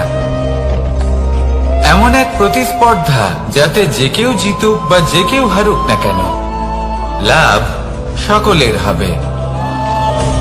সকলের মধ্যে প্রেম বিতরণ করতে থাকুন, এইভাবেই আনন্দ বিতরণ করতে থাকুন। আর আমার সাথে ভালোবেসে বলুন, রাধা রাধা। দু রকমের প্রাকৃতিক বেগ থাকে। প্রথম হলো বর্ষা। যখন এর বর্ষণ হয়, তখন মাটিকে শীতল করে নতুন ফসল ফলায়। আর দ্বিতীয় হয় পবন, যা আমাদের সর্বদা শ্বাসবায়ু প্রদান করে। অশান্ত এই মনকে শান্তি প্রদান করে, এই ক্লান্ত শরীরে স্ফূর্তি প্রদান করে। আমাদের জীবনে যত আবেগ আছে, তা হয় বর্ষার মতো হওয়া উচিত, নয় হওয়া উচিত পবনের মতো।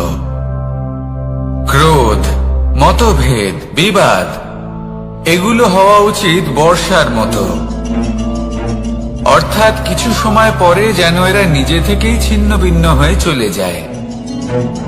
আর যদি পবনের মতো কোনো আবেগ থাকা উচিত, তা হল প্রেম, যা সর্বদা শ্বাসবায়ু প্রদান করে, সবসময় সাথে থাকে। একে আমরা অনুভব করতে পারি না, কিন্তু এ আমাদের অনুভব করার জন্য প্রাণবায়ু প্রদান করে। আর যখন চক্রবাতের মতো সে ভয়ঙ্কর হয়ে ওঠে, তখন সমগ্র সংসার বদলে দেয়।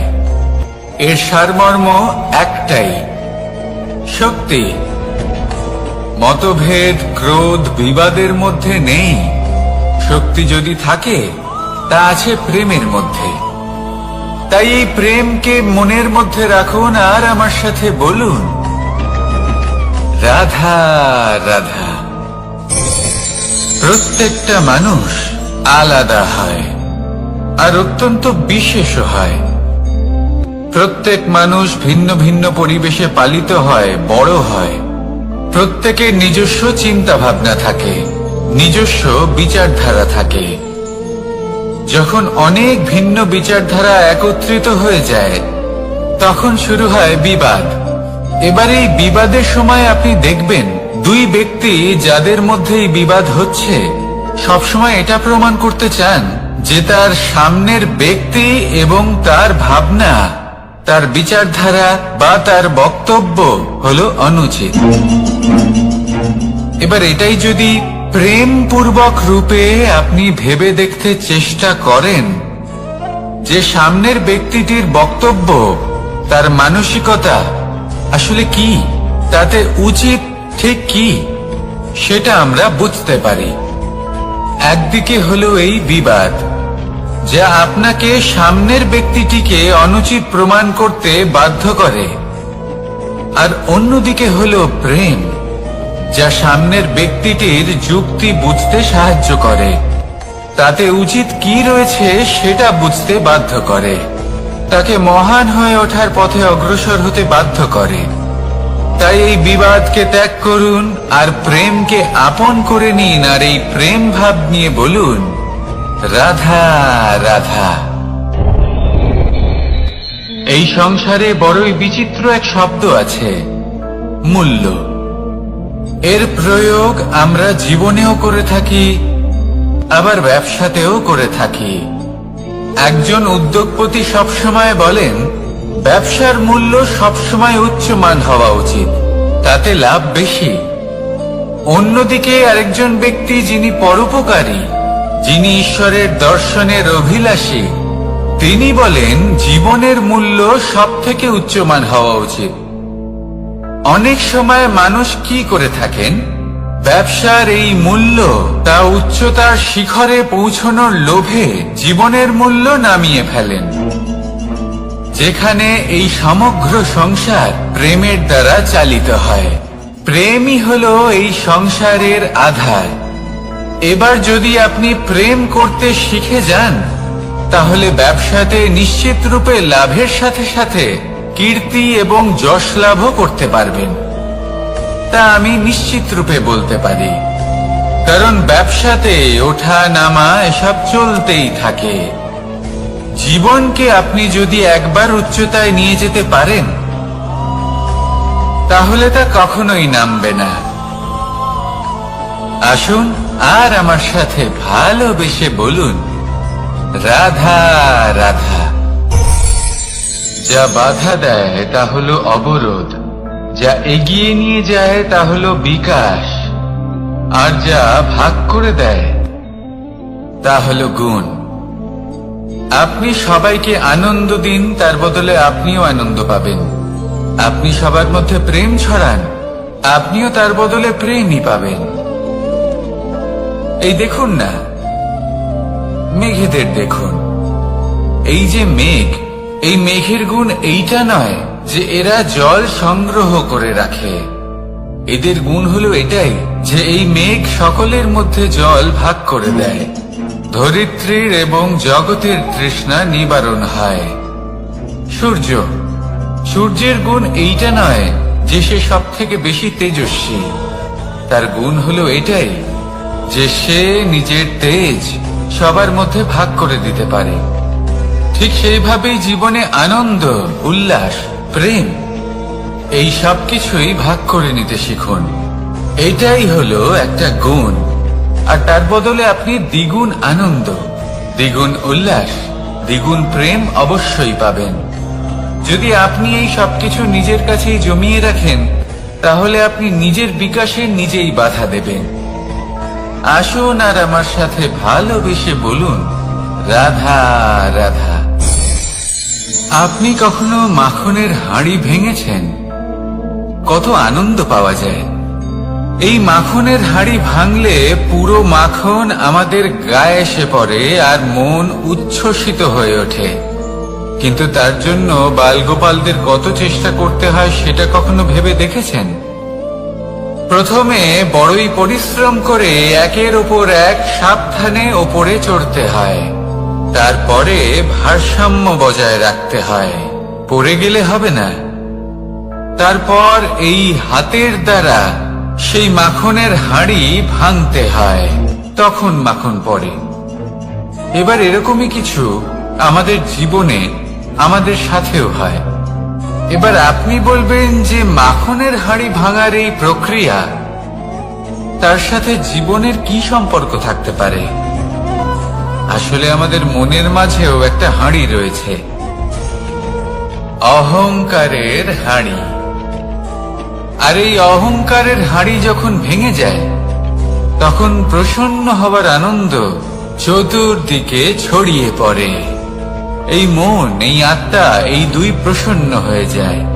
কিন্তু তার জন্য আপনাদেরকেও বালগোপালের মতো চেষ্টা করে যেতেই হবে, ভারসাম্য বজায় রাখতেই হবে মনের মাঝে এবং এই বুদ্ধিতে, ভালো এবং মন্দের মধ্যে, লোভ এবং পরমার্থের মধ্যে। আর তারপর নিজে হাতে অহংকারের এই হাঁড়ি ভেঙে দিতে হয়। দেখুন, যদি ঈশ্বরের সঙ্গ লাভ করতে চান তাহলে অহংকারের এই হাঁড়ি ভাঙতেই হবে। আসুন আর আমার সাথে ভালোবেসে বলুন, রাধা রাধা। মুঠো হাতের শক্তি বেশি, মুঠো খুললেই তা দুর্বল।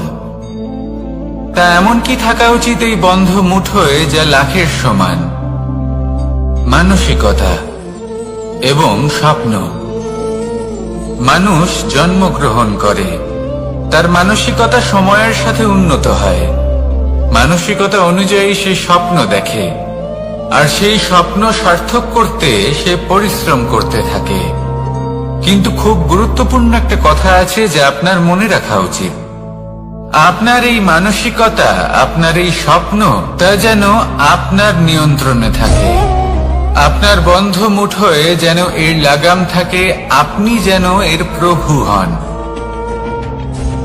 যদি তা হয় তবেই আপনি লাভবান হবেন। যদি এরা আপনাকে নিয়ন্ত্রণ করতে থাকে, যদি আপনার মুঠো খুলে যায়, না পথ আপনার নিয়ন্ত্রণে থাকবে, না মানসিকতা থাকবে, না স্বপ্ন নিয়ন্ত্রণে থাকবে। আর যদি তাই হয় তাহলে আপনি আপনার ভবিষ্যৎ নষ্ট করে ফেলবেন। তাই নিয়ন্ত্রণ করতে শিখুন নিজের বিচার বুদ্ধি, নিজের মানসিকতা, নিজের স্বপ্নকে। নিজের এই স্বপ্ন পূরণ করুন আর আমার সাথে ভালোবেসে বলুন, রাধা রাধা।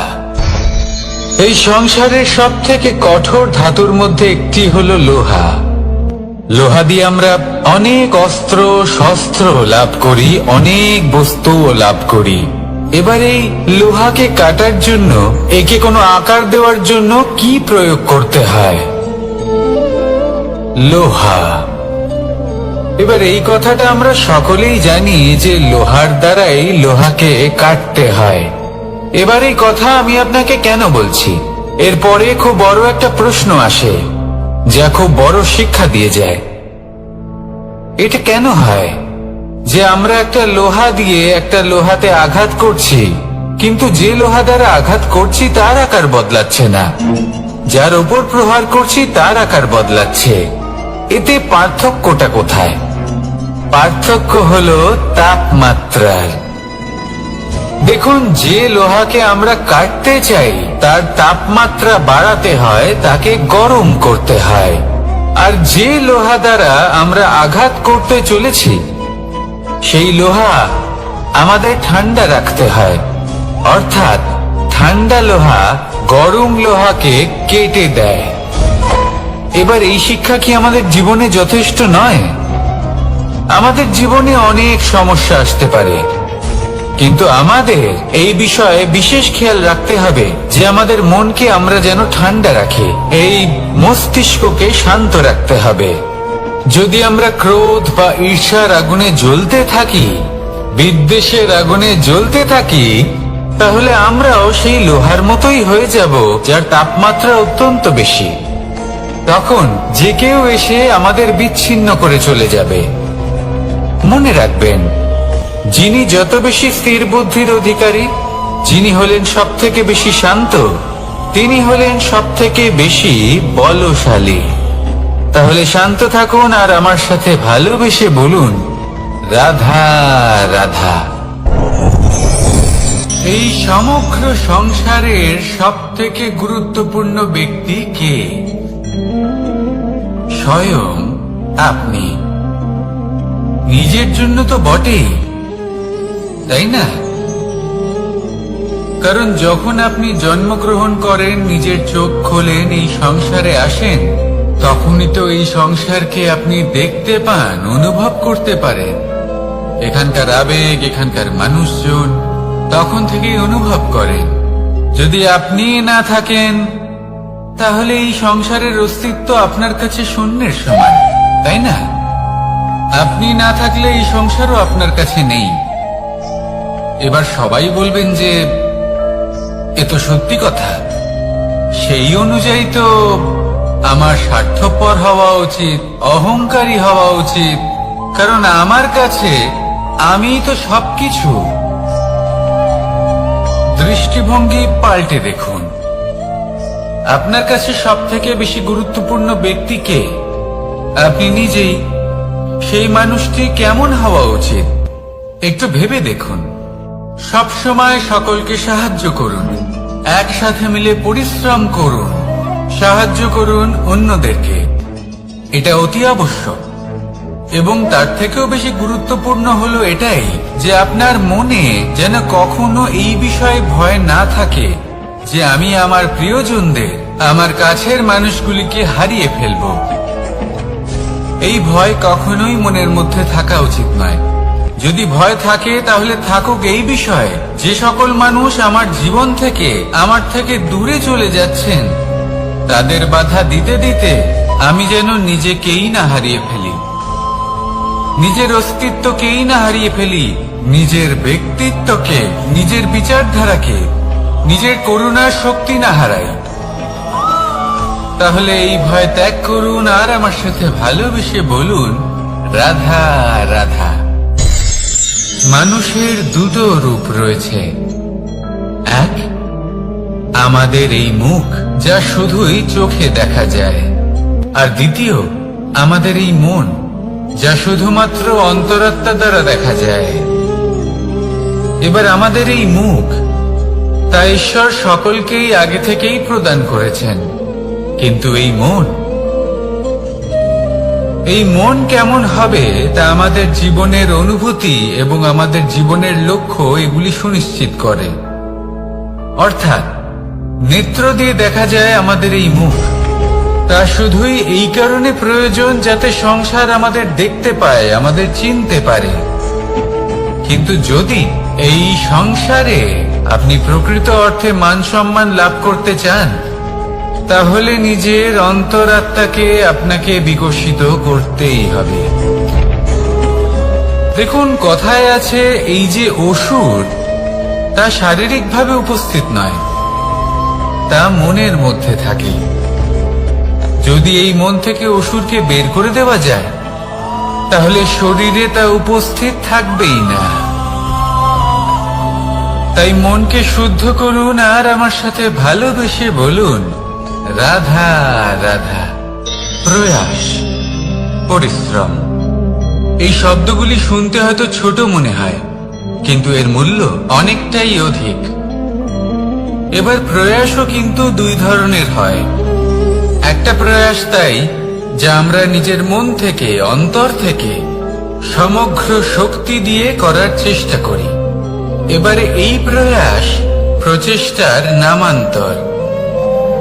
কিছু প্রয়াস এমন হয় যেমন দ্রুতক্রীড়া খেলা। মানুষ বলেন, আজ একটু প্রয়াস করি, একটু দুতক্রীড়া খেলেই দেখি।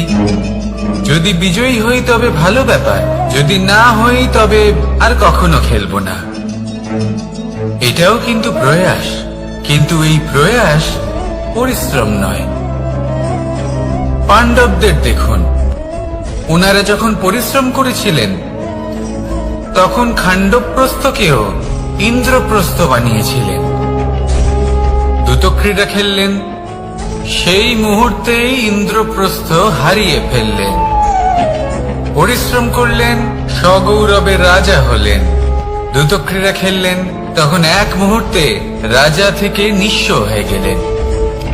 সারমর্ম এটাই যে দ্রুতক্রীড়া কখনো কখনো আপনার মিত্র হতে পারে, কখনো সে আপনাকে বিজয়ী করতে পারে, কিন্তু প্রয়াস এবং পরিশ্রম যখন একসাথে মিলিত হয় তখন তা সর্বদাই আপনার সাথে থাকে।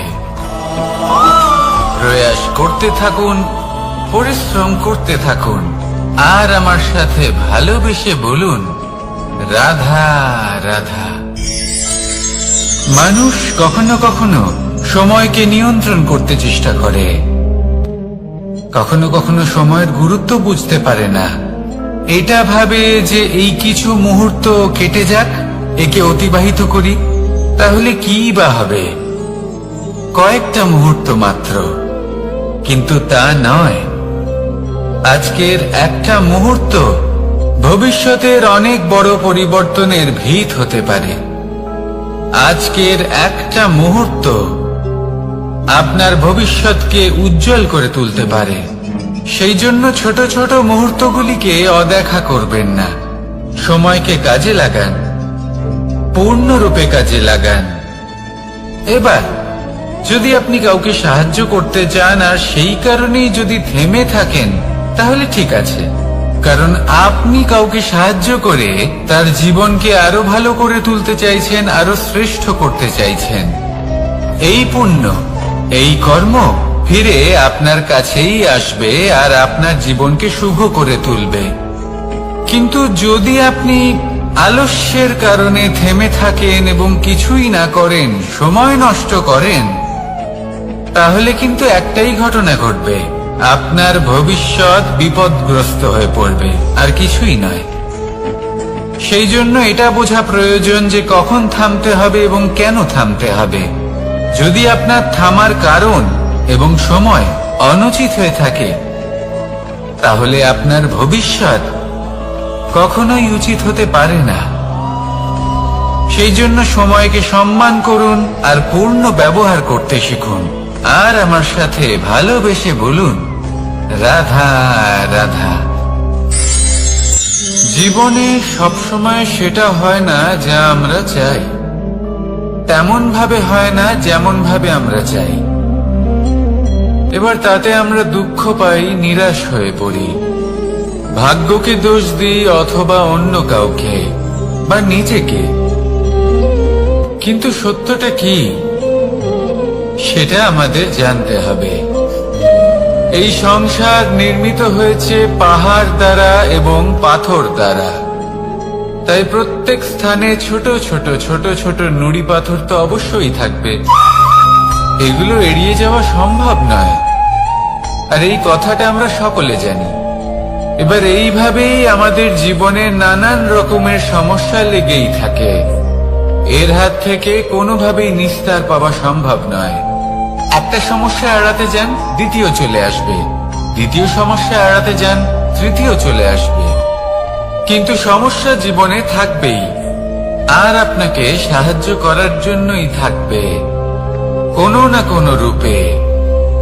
আপনার চারপাশে পাথর আছে, এটা আপনার উপর নির্ভরশীল আপনি কি করবেন, কোন পথে অগ্রসর হবেন এবং কিভাবে অগ্রসর হবেন। এবার দেখুন, এটা তো সবসময় সম্ভব নয় যে আপনার পদতলে ফুলের চাদর থাকবে, এটা তো অসম্ভব। সেই জন্য উচিত এটাই হবে যে আপনি পাদুকা পরিধান করে জীবনে অগ্রসর হন। এর সারমর্ম এটাই, যখনই জীবনে সমস্যা আসবে দৃঢ় হয়ে সম্মুখীন হন এবং এটা বোঝার চেষ্টা করুন যে এই সমস্যা জীবনে কেন এলো, কি শিক্ষা দিয়ে গেল। আপনার মধ্যে দোষ অবশ্যই থাকবে, তাকে গুণে পরিবর্তিত করুন। এই জীবন আরো বেশি সহজ সরল হবে এবং প্রসন্ন হয়ে বলবে, রাধা রাধা। অনেক মানুষ আমাকে এসে বলেন যে, কানাই, তোমার কথাগুলি তো আর কি বা বলি, তোমার কথা কি থেকে কি করে ফেলতে পারে, অসম্ভবকে সম্ভব করে ফেলতে পারে।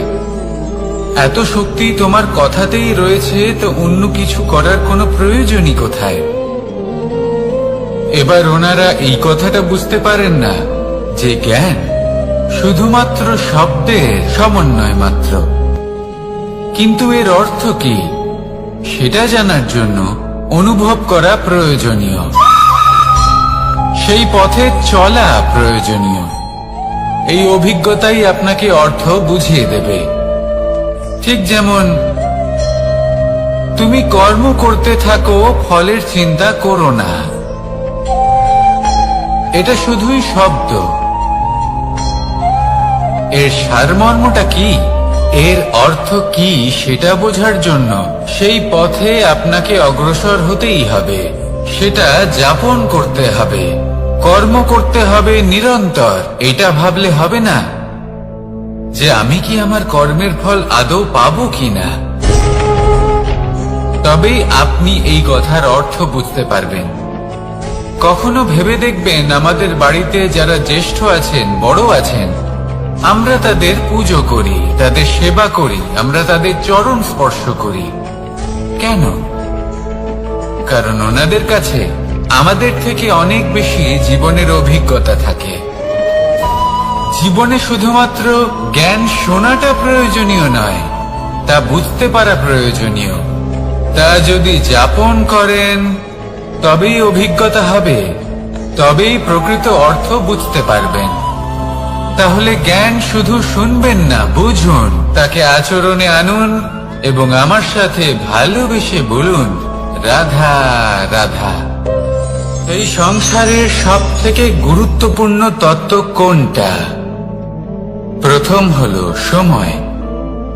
জন্ম থেকে মৃত্যু পর্যন্ত এই যে সময়, এটাই তো হলো জীবন।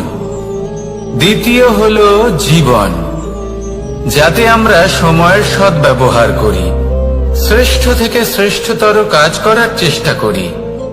বহু বছরের এই পরম্পরা, এই সংস্কৃতিকে এগিয়ে নিয়ে যাওয়ার চেষ্টা করি। এই সংসারে আমরা অংশগ্রহণ করতে চেষ্টা করি। তৃতীয় হলো ধন, সেই ধন যা প্রত্যেক ব্যক্তি অর্জন করতে চেষ্টা করেন। এবার এই তিনটি তত্ত্বের মধ্যে একটা সামঞ্জস্য আছে, সমান ব্যাপার আছে। সে ধনই হোক বা সময় হোক বা হোক জীবন। আর সেই সমান ব্যাপার হলো যে যদি আপনি এটা গণনা করতে থাকেন তাহলে তা কমতে থাকে, যদি আপনি এটা ব্যবহার করেন তাহলে তা বাড়তে থাকে। একে সংগঠিত করে রাখতে চেষ্টা করলে এ হাত থেকে ফসকে যায়, কিন্তু যদি আপনি একে সামলে রাখতে শিখে যান তাহলে এমন কাজ করবেন যাতে সংসারের সাথে সাথে পরবর্তী প্রজন্ম লাভবান হবে। যদি কিছু শিখতে চান তাহলে সামলাতে শিখুন, গণনা করা বা সংগঠিত করা নয়। আসুন আর আমার সাথে ভালোবেসে বলুন, রাধা রাধা।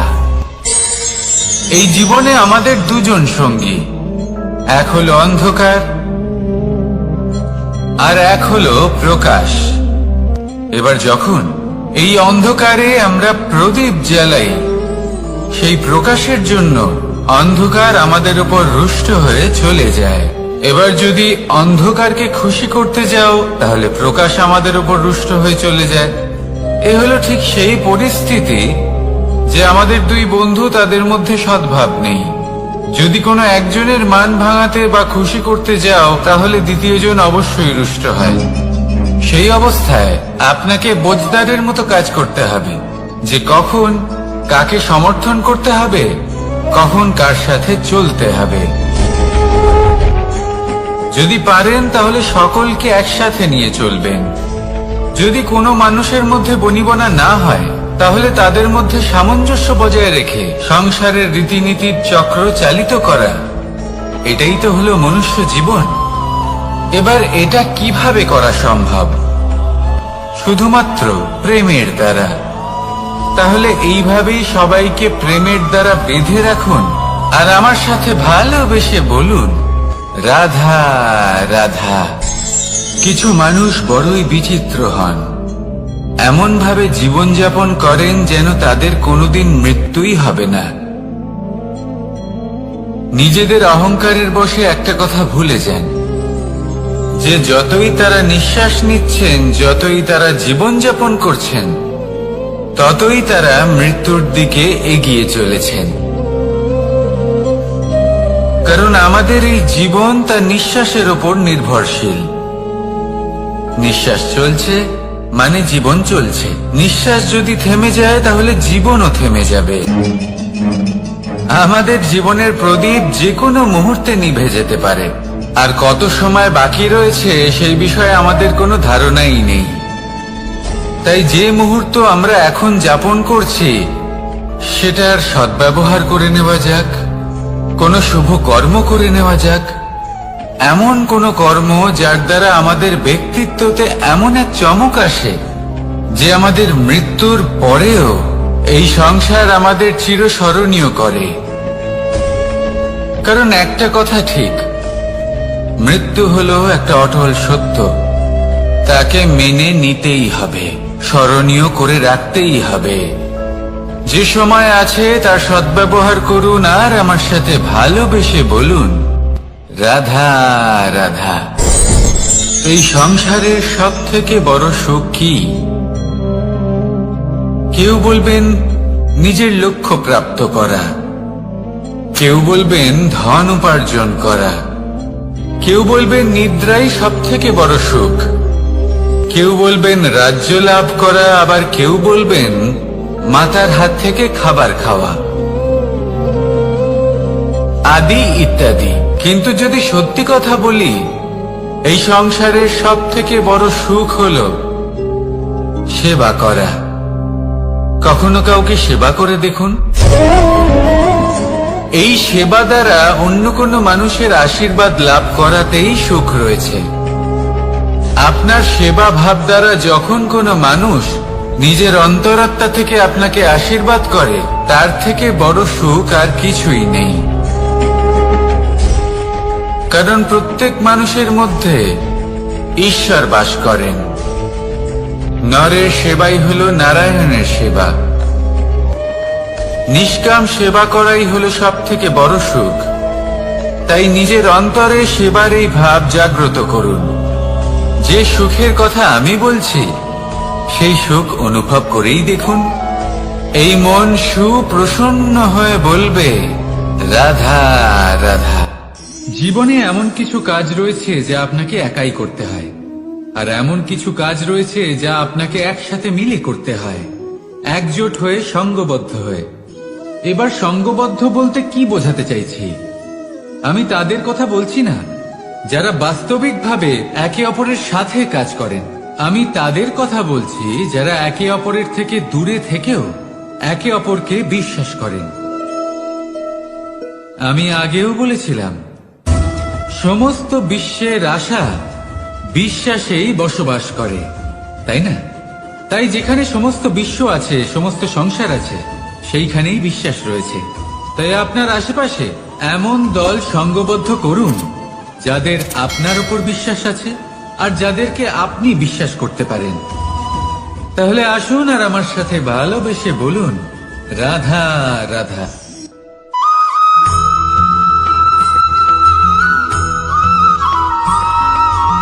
আমরা যে মানুষকে চাই, যাকে আমরা ভালোবাসি, তাকে একটা উপহার অবশ্যই দিতে চাই। এমন এক উপহার যা ওনার ভালো লাগবে, যা শ্রেষ্ঠ হবে, অতি প্রিয় হবে, বহুমূল্য হবে, বা বলতে পারেন মূল্যবান হবে। তাই আমরা কি করি? আমরা বাজারে যাই, তার জন্য স্বর্ণ, আভূষণ, হিরে, মুক্তো এইসব নিয়ে আসি। কিন্তু এটাই কি সর্বশ্রেষ্ঠ উপহার? কখনোই না। সর্বশ্রেষ্ঠ উপহার হলো স্বাধীনতা, তাকে নিজের মনের মতো বাঁচার স্বাধীনতা। যদি আপনি কাউকে স্বাধীনতা না দিতে পারেন, তাহলে সে কোথাও না কোথাও বন্দী হয়ে যায়, তার বিকাশ কোথাও না কোথাও আটকে যায়। কিন্তু যদি আপনি কাউকে স্বাধীনতা দিতে পারেন, তাহলে আপনি দেখবেন ও সমস্ত সংসারকে, এই জীবনকে নিজের দৃষ্টিভঙ্গি দিয়ে দেখবে, বুঝবে যে কোনটা হলো উচিত আর কোনটা হলো অনুচিত, আর এটাই হলো সর্বশ্রেষ্ঠ। আর এবার যদি কাউকে স্বাধীনতার মাধ্যমে এত বড় একটা শক্তি দিতে পারেন, তাহলে আপনি আমাকে বলুন, এর থেকে বড় উপহার আর কি হতে পারে? আসুন আর আমার সাথে ভালোবেসে বলুন, রাধা রাধা।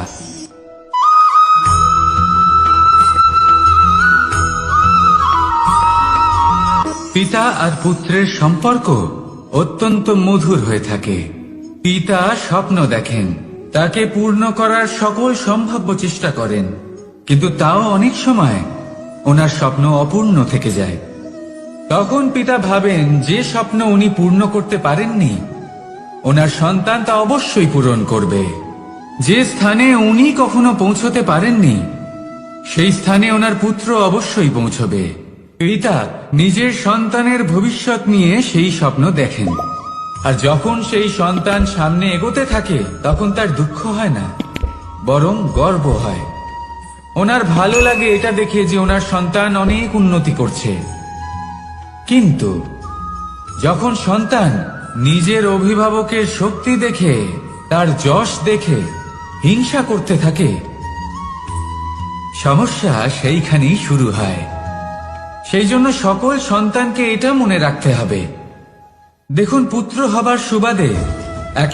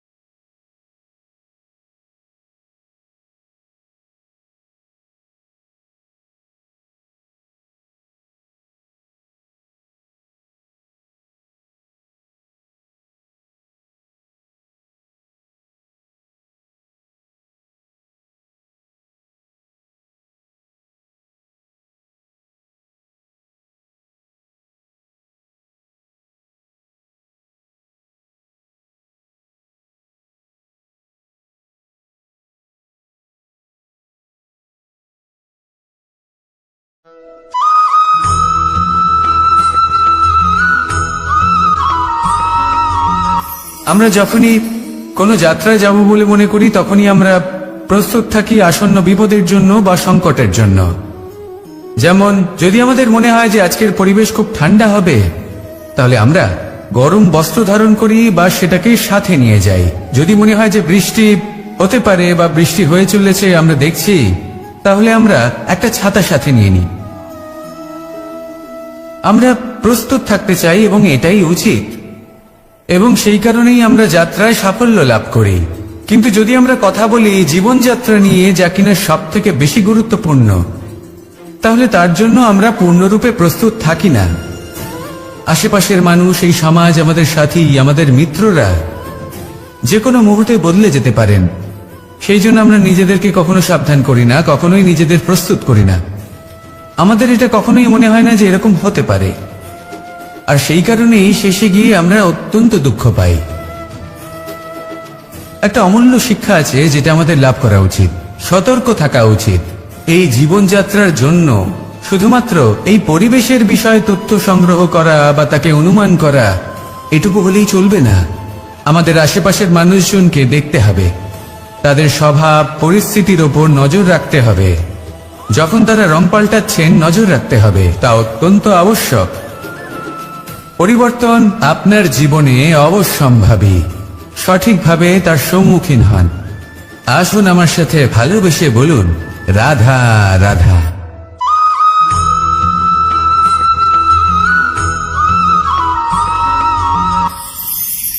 ঈশ্বর আসলে কে? সংসারের বেশিরভাগ মানুষের কাছে ঈশ্বর হলেন এই সংসারের রচয়িতা, পালনকর্তা। কারোর কাছে উনি জ্ঞাতা, কারোর কাছে উনি হলেন আস্থার প্রতীক, আবার কারোর জন্য শুধুমাত্র অন্ধ বিশ্বাস। কিন্তু এই ঈশ্বর কি কোনো শরীর, নাকি একটা বোধ, নাকি শুধুই শ্রদ্ধা? ঈশ্বর হলেন তিনি যিনি হলেন আপনার ইষ্ট।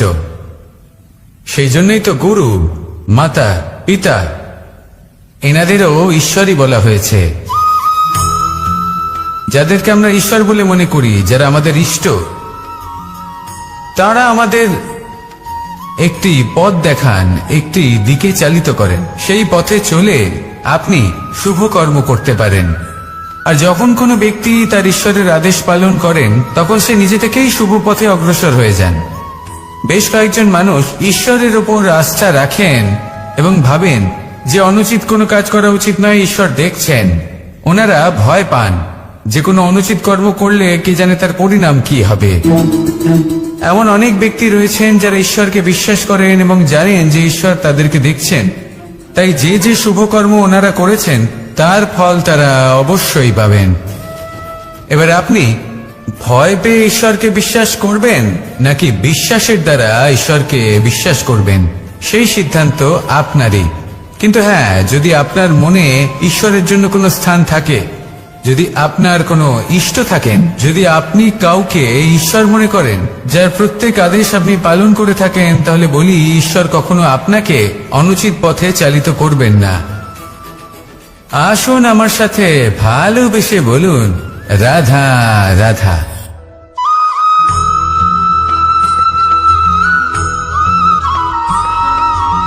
আমি রথে যাত্রা করি, বারবার থেমে আপনাকে দেখতে হবে, নিজেকে কিছু প্রশ্ন করতে হবে।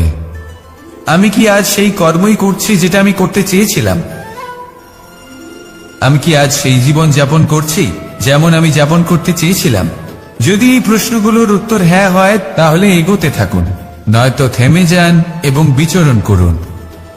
মনে রাখবেন, এই সংসার অত্যন্ত জটিল, আর এতে হারিয়ে যাওয়া অত্যন্ত সরল।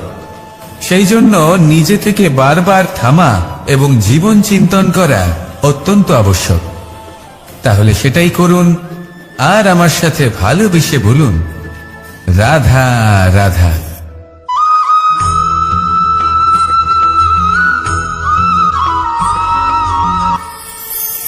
কথায় আছে যে স্বপ্ন এবং লক্ষ্য হলো একটি মুদ্রারই দুটি দিক। যতক্ষণ না স্বপ্ন দেখছেন, ততক্ষণ বুঝবেন কি করে আপনার লক্ষ্য কি? স্বপ্ন দেখে যদি নিজের লক্ষ্য বুঝতে পারেন, সেটা পেতে চান, তবেই সেটা লাভ করতে পারবেন। কিন্তু স্বপ্ন এবং লক্ষ্য, এই দুইয়ের মধ্যে একটা ভারসাম্য রয়েছে যেটা বজায় রাখা প্রয়োজনীয়।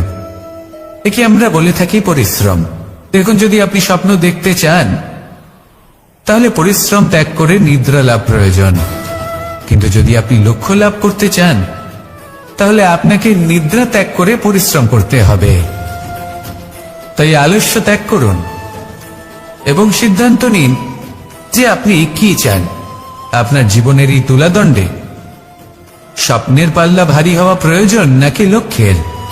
আমার মতে এই দুইয়ের মধ্যে যদি ভারসাম্য বজায় রাখেন তবে পথ নিজে থেকেই সামনে আসবে। শুধু সেই পথে অগ্রসর হতে থাকুন এবং আমার সাথে ভালোবেসে বলুন, রাধা রাধা।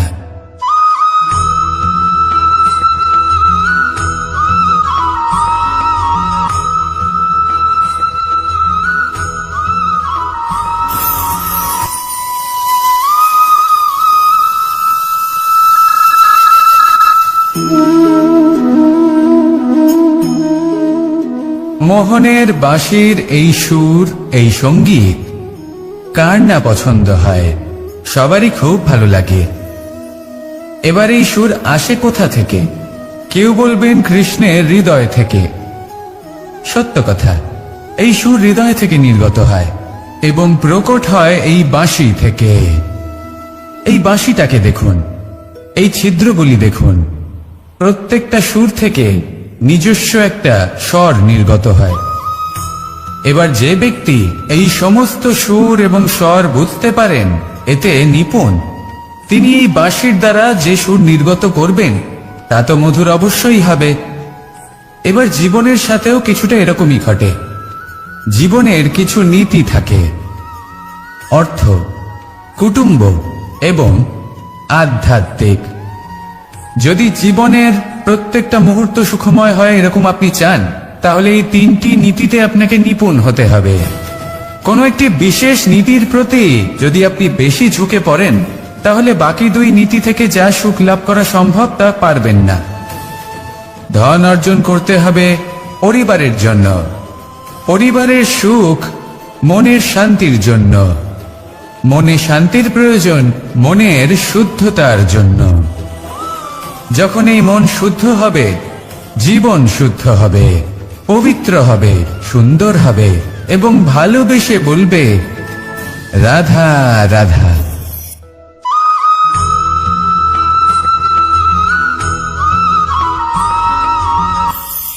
আপনারা সবাই একটা গাছের পাতাকে দেখুন। যতক্ষণ পর্যন্ত গাছের সাথে, মানে গাছের ডালের সাথে জুড়ে থাকে, সে সবুজ থাকে, বাতাসের সাথে সে নড়তে থাকে। যতক্ষণ পর্যন্ত ও সূর্য থেকে পাওয়া রশ্মির শক্তি গাছে পৌঁছে দেয় ততক্ষণ ও ডালের সাথে যুক্ত থাকে। কিন্তু যখন সেই পাতা শুকিয়ে যায় তখন তার কোনো গুরুত্ব থাকে না। সেই পাতা গাছের ডালে এবং বৃক্ষের কাছে বোঝা হয়ে থেকে যায়। এবং এমন এক সময় আসে যখন সেই ডালটি শুকনো সেই পাতাকে পরিত্যাগ করে। এটাই আমরা এই প্রকৃতিতে দেখি এবং এটাই হলো সত্য। আর এটাই আমাদের জীবনে খুব বড় একটা শিক্ষা। যদি আপনিও নিজের জীবনে নিজের আপনজনদের কাছে বোঝা স্বরূপ হয়ে দাঁড়ান, তাহলে তারা আপনাকে যতই ভালোবাসুক না কেন, ওনারা যদি নাও চান তাহলেও এমন এক দিন আসবে যখন আপনার আপনজন আপনাকে পরিত্যাগ করবে। সেই জন্য সবসময় আত্মনির্ভর হয়ে ওঠার চেষ্টা করুন। নিরন্তর পরিশ্রম করতে থাকুন, কারোর উপর বোঝা হয়ে থাকবেন না, বরং তার সাথে মিলে দায়িত্ব পালন করুন। এমনটা করবেন তাহলে আপনার সম্মানও বজায় থাকবে এবং সম্পর্কের মধ্যে আপনার মূল্যও বজায় থাকবে। আসুন আর আমার সাথে ভালোবেসে বলুন, রাধা রাধা।